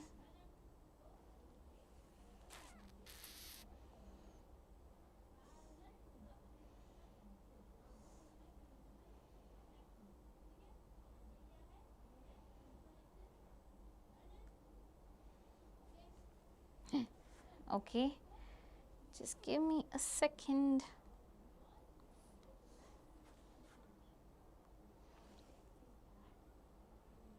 Sanjeevani says the answer is A. Akshita also says it A. At 3' end beyond the terminator codon, yes, it's there. At 5' end before AUG, AUG is the initiator codon. So before initiator codon also it's there, right? Both these options are correct. But you have the third option saying about both these options. Third option is right. At both 3' end and 5' end beyond terminator codon and before AUG respectively. So at 3' end you have terminator codon. So beyond it you have UTR. Correct. At the 5' end you have AUG, so before that also you have UTRs, so that is also correct. So your answer for this question is going to be C, Nababa. D is anyway not the answer. AUG and terminator codon flanks the UTR, that would be wrong. So here the answer is going to be C. It is going to be C. Akshita brother, yes, C, and also Sanjeevani, the answer is C. Awesome. Okay, now so we are going to go ahead with gene regulation and Lac Operon, and from this point onwards, I think I have to be a bit fast because there is a live coming up right now. So I'll just begin off this thing, Lac Operon. So before that, listen to me carefully. Mention the levels where gene expression can be regulated in the case of eukaryotes. So how many levels can gene regulation be happening in the case of eukaryotes? Listen. So first level is basically transcription level. I can stop the process of transcription to happen. So that is first thing. Second, processing level, you know, after the hnRNA is formed, you have to make the mRNA. There also I can make some changes. So at that level also it can be stopped. So that is processing level. Third level is transport of mRNA to outside. At this process also I can stop somewhere. So at transport level I can stop. After that, suppose it reached outside, and I can stop the process of translation. So at 4 levels I can stop or can regulate the eukaryotic process of gene expression. One is transcription level, second is processing level, third is transport of mRNA level, and the fourth one is translational level. All of them are super important. Please remember that. Now we'll talk about E. coli. So this question have come in MQP3. So Lac Operon is anyway an important concept. So listen to me very carefully. I can explain you that, and with that we can solve so many questions. Okay. So my dear children, this is happening in the case of E. coli. So I'll tell you a general idea. E. coli, Baba, E. coli needs lactose or it needs allolactose as a source of energy. When it has lactose, it can basically divide the lactose into glucose and galactose and get enough amount of energy for doing all the processes. So if I am giving lactose in the medium, things are going to be different. If lactose is not there in the medium, they have to survive with that. Now listen to me carefully. So there is one gene which is known as regulatory gene. This regulatory gene has a promoter region. Okay.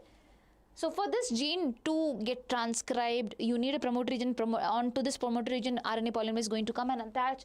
And when it transcribes, it is going to form a protein which is known as repressor protein. This regulatory gene is regulating negatively by producing what? Repressor protein. Fine, understand until that point. Now, you have another set of genes over here. For this, you have a promoter region, you have an operator region, and you have 3 genes, Z, Y, and A. What is it? Z, Y, and A. I call it ZIA. Z, when it is transcribed, it codes for beta-galactosidase, an enzyme, a super important enzyme. Y codes for permease and A codes for trans-acetylase. What does beta-galactosidase do? Whenever lactose is there, beta-galactosidase breaks down the lactose into glucose and galactose. That is the usual work whenever lactose is there. Permease increases the permeability of the cell so that more lactose can get inside. That is the role of permease. And trans-acetylase deals with everything in middle. Okay, so these 3 things are definitely going to be there, Z, Y, and A. Fine, now listen to me carefully. Onto this operator region, suppose something comes and attaches. Suppose the repressor protein comes and attaches. Okay, now your RNA polymerase came over here and attached on the on the promoter region to undergo the process of transcription over here, but it is not able to move front. Why? Because on the operator you have the repressor protein. Why do you think this is happening? Because at this condition there is no lactose available. If there is no lactose available, do you think all these genes have to be transcribed? No. That is why the repressor protein is going and binding on the operator. Now then you call this condition as switched off condition of Lac Operon. You call this condition as switched off condition. Now once, if at all you think that lactose has come inside, we have given lactose in the medium where the E. coli is growing. Lactose will quickly come over here and say that, hey, you do not go and bind on the operator. Listen to me carefully. You cannot go and bind on the operator. It's my friends. You are not going to do anything. You stay over here. So lactose will bind on the repressor.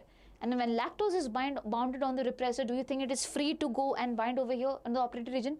Repressor cannot go and bind over there, which is why RNA polymerase will come and do the entire process of transcription that is there.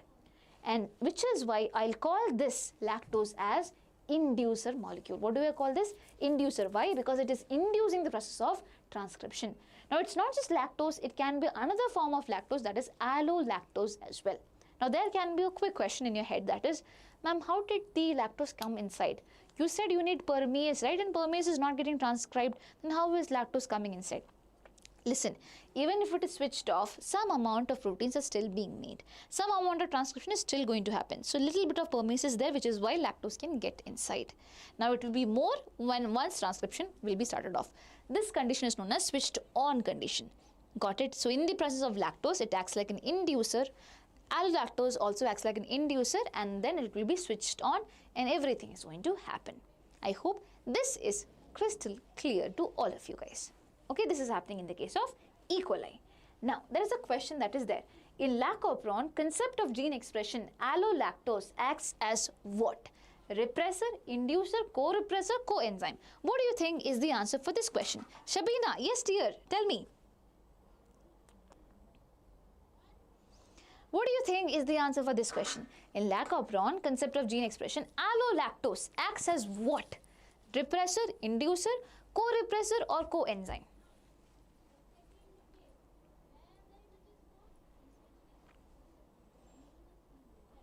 Come on. Guys, buckle up.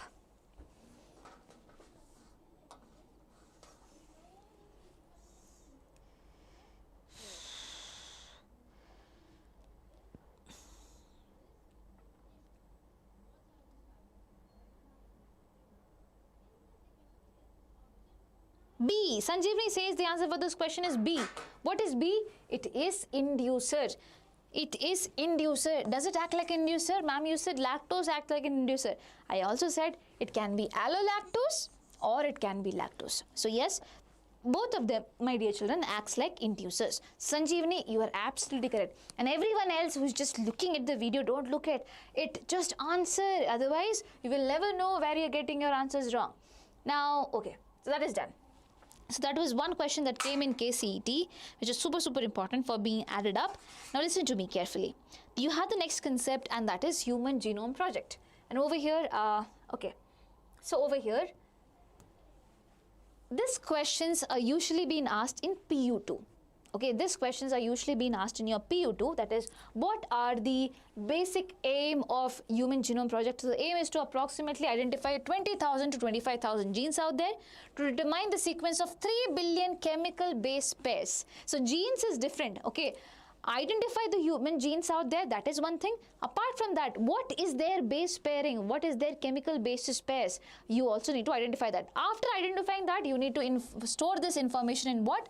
Databases. Then what? Then you need to improve tools for what? Data analysis. Then what? You need to transfer this to different sectors out there wherever this information is needed. Apart from that, also address the ethical, legal and the social issues, which is known as LC, that may arise from the project. So these are the few things which acts as the aim in the case of Human Genome Project. Now this year in preparatory examination, I saw a question that is, what are the organisms? Okay, you know Human Genome Project is for finding the whole content of human beings. Are there any other organisms where basically they have been sequenced? The answer is yes. Okay, so there are many non-human model organisms, such as names you need to know: bacteria, yeast, Cyanidrobacterus elegans, that is a free-living non-pathogenic nematode, Drosophila, plants such as rice and Arabidopsis also have been sequenced. Please remember, bacteria, yeast, Cyanidrobacterus elegans, okay, and Drosophila, rice and Arabidopsis also have been sequenced. Please remember, it came as a 2-marker question. You can expect something like that coming up. And Human Genome Project was a 13-year-old project done by US Department of Energy and also the National Institute of Health, NIH. This is a small information in your NCERT, but you can expect anything coming up anytime. Now, what were the findings of Human Genome Project? This was even more important than the previous one, because this is also asked.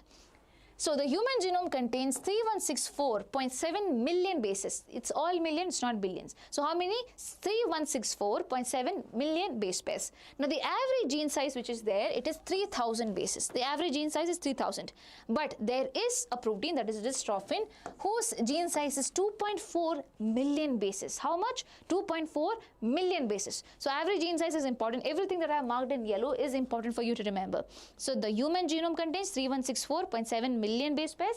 Average gene size is 3000, and dystrophin is an exclusive thing out of it. It has 2.4 million bases in it. The total number of genes estimated is 30,000, my dear children. It is 30,000 of them. And functions are unknown for over 50% of these discovered genes. We just know that less than 2% of the genome actually codes for protein. So more than 50% of things we do not have any idea. Okay, and the next thing, less than 2% of the genome actually codes for proteins. What about the other things? What are there? What are the sequences out there? They are repeated sequences. And repeated sequences gives us an idea about the evolution pattern that has been followed. Now the next important thing that you need to remember is chromosome number 1 has the most number of genes, that is 2968. So how do you remember it? There is no 7 in it. Rest 6, 8, 9 and everything is there. 2968 is the chromosome number 1 has the most number of genes. Chromosome number Y, which is found in males, has the fewest number of genes, and that is 231. And that is 231. This is super important. Scientists have identified about 1.4 million locations where single-base DNA differences occur, where only you and me are differentiated only at one particular location. That is known as single nucleotide polymorphism. So please remember all this very important piece of information. Okay, these numbers are really important, and I can show you how the question comes. So the average length of hnRNA in humans is what? This is a question that have come. The average length of hnRNA in humans is what? 3000 bases, 2.4 million bases, 1500 bases, or 500 bases? What do you think is the answer for this question? Average length of hnRNA, heterogeneous nuclear RNA. So basically, DNA forms the hnRNA. Exactly whatever is there in the DNA, that is there in the hnRNA also. hnRNA undergoes transcription to form the undergoes processing to form the mRNA. That is what we studied. So average length of gene is being asked. So don't get confused when hnRNA is being mentioned. Sanjeevani says the answer for this question is B. Is it? Is it B? Can we lock B? Or is it the previous question that you have answered? I'm so sorry. Guys, A is the answer, yes. A is the answer, that is 3000 bases. The average base, average length, my dear children, of a normal human gene which is there, it is 3000 bases. Okay, and dystrophin is an expression with 2.4 billion bases. Now, according to the Human Genome Project, the total number of genes in human genome is estimated at 30,000. The number of genes present on the Y chromosome is, this is a 2019 question. Siddhappa also gave me the answer. Hi Siddhappa, you said A is the answer, you were correct. Try to solve this question. The average number of genes, okay, present in the Y chromosome, or basically the number of genes present in the Y chromosome is what? Number of genes present in the Y chromosome is what? 2968, 242, 231, 2989. Sorry, 2898, yeah. Any idea?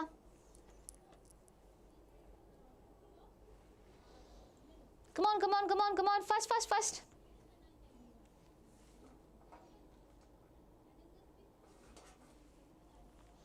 Sanjeevani says the answer for this question is C. It is 231. Is it C? Yes, chromosome number Y has the least number, and that is 231. I already told you. And chromosome number 1 was the first one to be sequenced, and it has the highest number, that is 2968. So here it is asked about Y chromosomes, which is why your answer would be 231. Sanjeevani, awesome. Everyone who is watching this video, you guys also super great. Now we are coming to the last concept out there, and that is DNA fingerprinting, and with that we will complete this particular chapter. So listen to me carefully. Human genetic variation. So total number of human DNA is made up of 3 billion base pairs. Agreed? Agreed, ma'am. 99.9 of this DNA is identical in all humans. We all are 99.9% similar, which means that we have 0.1% difference. And 0.1% of 3 billion is equals to what? 3 million base pairs. We are different because of 3 million base pairs. Remember, we have 3 billion base pairs. We are different 0.1% only. So 0.1% of 3 billion is what? 3 million base pairs. This means 3 million base pairs vary between individuals, making each person unique in their traits. It's not just 1 or 2 base pairs out there. Okay, now DNA fingerprinting overview. Instead of sequencing all 3 billion base pairs to compare between two people, we have basically a very important method of sequencing, okay, or basically of finding things. That is, we people, my dear children, have unique repetitive DNA. Almost most of our DNA which is there, you know, there are two types of DNA. One is bulk DNA. Bulk DNA, which is actually going to code for proteins and things like that. Then we have satellite DNA. Satellite DNA is something that is just made up of repetitive sequences. Just repetitive sequences, that's all. Completely repeated. They are not coding for anything, nothing. So even if mutations are happening between them, it is not going to bring about changes in us. No. So basically, when you talk about repetitive sequences, we have unique number of repetitive sequences. For example, in my body, I can say that I have I can say that basically it is ATGC. Okay, these sequences are repeated 16 times. 16 times. But in you, it might be repeated 10 times. Okay. In someone else, it might be repeated what? 11 times. So that also depends. That also depends. So repetitive sequences can depend, differ on the basis of the numbers of how many times are they repeated in our body. And these small differences can help us identify many things. That is, who is the parent of this particular child, or basically who did the crime, and the list goes on. So you need to just understand one very important thing. We have bulk DNA for sure, which codes for protein, but we mostly have what? Repetitive sequences, which you also call as satellite DNA. Another satellite DNA are of two different types. One is microsatellites, one is mini satellites. Okay, basically depending on how many sequences are being repeated. So if it is a short sequence, you have a different name. If there are long sequences which are being repeated, you have a different name for it. Anyways, so we have this. Apart from this, also we have single nucleotide polymorphism. We all are different because of just one nucleotide being changed in us. That is also there. So basically, with all these differences and uniqueness, we can do DNA fingerprinting, which is a technique. And I'll tell you how does it work. So listen to me carefully. Suppose I did a crime. Okay, I did a crime. I killed one person. which is very, very bad, obviously, right? And from the crime site, police got the DNA of the person who did the crime or who is the suspect. Okay, how did the police get the DNA? Because my hair was putting out there. My hair was there. So with the help of my hair follicle, the cells were there, and with the help of the cells, I could identify the DNA out there. So the DNA was got by them. So what did they do? They made a complementary strand of this particular DNA out there. They made a complementary strand of this particular DNA, and now they attached it with some radioactive probe. They attached it with some radioactive probe, which means it will be showing off under UV radiation or auto radiography machine, right? They kept it like that. And now, they had two suspects. One is me and one was Sanjeevani. Okay, one is me and one was Sanjeevani out there. So basically, both of our DNA was taken up. I said Sanjeevani did the crime, not me. Okay, so both of our DNA was being taken up. How? Basically, my, again, the saliva or any cells of my body which has the DNA that can be taken up. Okay, so this was done. First thing is isolation of DNA. That was completely been done. Then what was being done is that restriction enzymes were used to cut this particular DNA strands. After isolation, restriction enzymes were used to basically cut the DNA strand. So basically the DNA strand got cut into smaller fragments out there. Similarly here also it was being cut. Now the third thing is basically these strands which were there, they were put in some electrophoresis chamber and they were run. So in the electrophoresis chamber it looks like this. So basically here is mine and here is Sanjeevani's sample, right? My DNA strands went like this. The pattern was followed. It was like this. Sanjeevani's was like this. Okay. Now I cannot see anything under the electrophoresis chambers, which is why what did I do? I used a nitrocellulose sheet and I transferred all of this thing onto the sheet. This is known as southern blotting. So this is known as southern blotting. After that, after I transferred this onto a sheet, so this is a sheet suppose, I made the VNTR props that I had already made run over it. So what is going to happen now is that my VNTR props are going to just attach wherever they find the complementary base pairs. So they will be attaching over here onto mine because I did the crime. So obviously they are going to be attaching over there. Few of them will be attaching over here also because here also there will be some similarity between you and me, Sanju and me, right? But not completely. Now, basically the same process was repeated for the DNA that I got also. So that DNA also separated in the same manner, and basically the VNTR props which were there, they were attached in the same manner. So if at all you see the similarity, it was clearly understood. From the DNA that I got from the crime site and from JJ's DNA, that is my DNA, it was clearly visible that probably I did the crime, not her. She definitely didn't do the crime because it's not matching. It's me whose everything is being mashed up there. So what did we do? First of all, we hybridized it with VNTR props after putting on the southern blotting paper. Then we viewed it under the autoradiography machine, and whichever matched, it was clear that I did the crime. Similar thing is done for finding whether you're the mother, daughter and relationships out there. So basically mothers and daughters will be having almost similar type of DNA. Almost, not completely, but almost similar type of DNA pattern would be followed up there. So DNA fingerprinting can be used for finding that also. Got it? So over here, if at all you are asked, what are the steps being involved? So you need to write isolation of DNA. First of all, DNA is extracted from blood, hair or saliva. Always remember this question can be coming in. Suppose I am taking erythrocytes, that is RBC. With the help of RBC, can I find the person who did the crime? No. In RBC, there is no nucleus. No nucleus means no DNA. Initially, RBC have nucleus, but later on, when they carry more hemoglobin, the nucleus is not there. Okay, in the mature RBC, nucleus will not be there. DNA is not going to be there. So basically, with the help of RBC, we cannot find anything. There are other blood cells which can be used, but not RBC. You should understand that. So blood, hair, saliva definitely can be used. Blood, inside the blood, you have multiple types of cells. RBCs are definitely not something that you can use for this particular process because they do not have the nucleus. Got it? The next thing, digestion by restriction enzyme. So DNA is cut into fragments using specific restriction enzyme, and use the same restriction enzyme for both suspect and everything out there.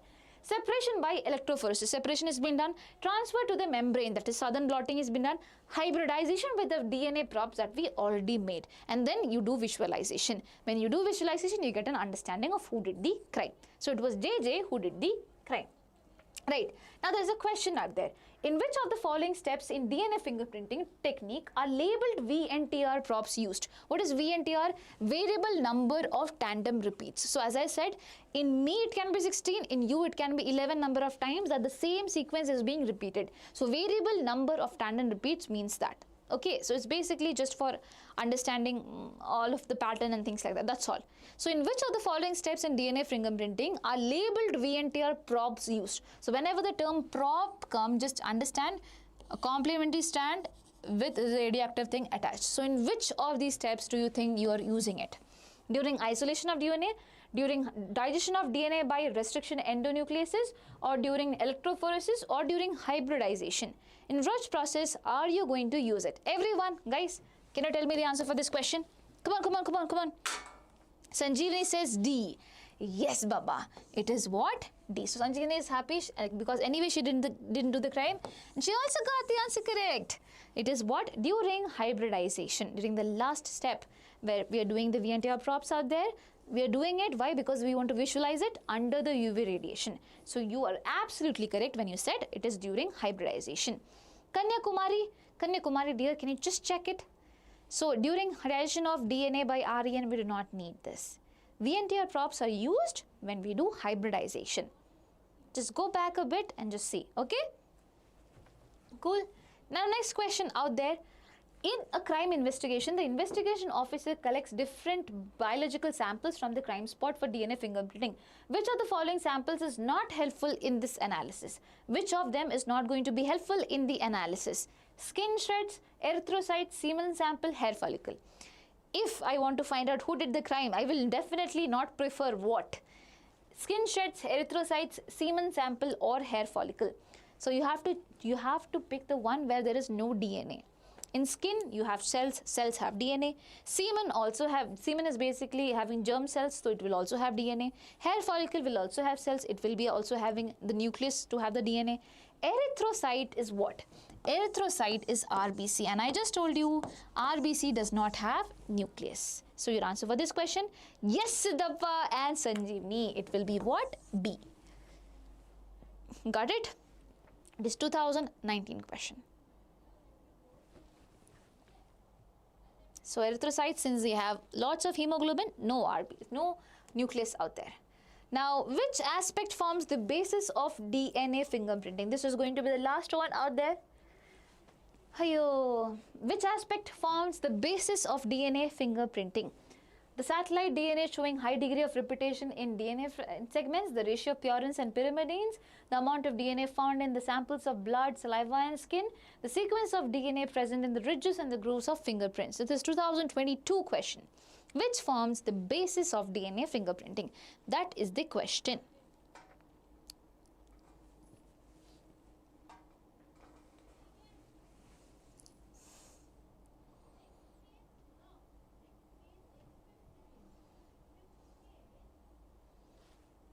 What do you think, everyone, is the answer for this particular question?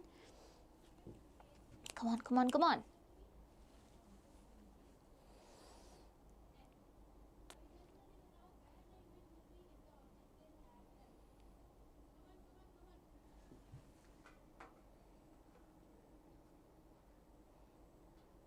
So, Sanjeevani says the answer for this question is C.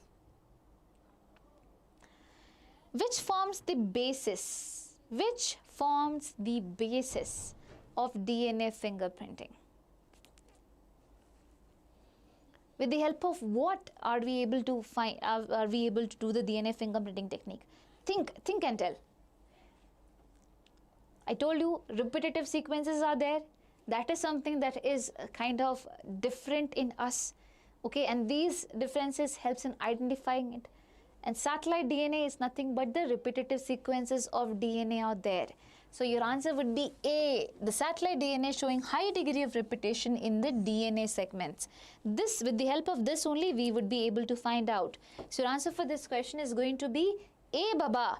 It is not going to be C. It is going to be A.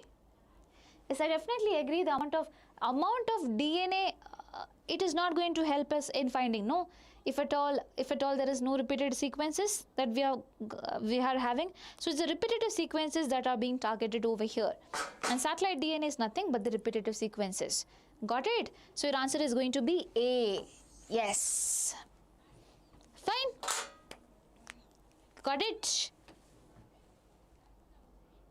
And with that, we end up today's live session. I hope, dear children, I have completed molecular basis of inheritance from my end. I have touched each and every nook and corner of your NCERT, what I remember. Okay, I hope you have understood it. And tomorrow also our teachers would be coming live for Zero to Hero series, where they are targeting a chapter, completing for your PU2 as well as KCET. Be there. Okay, it's super, super important. Cool?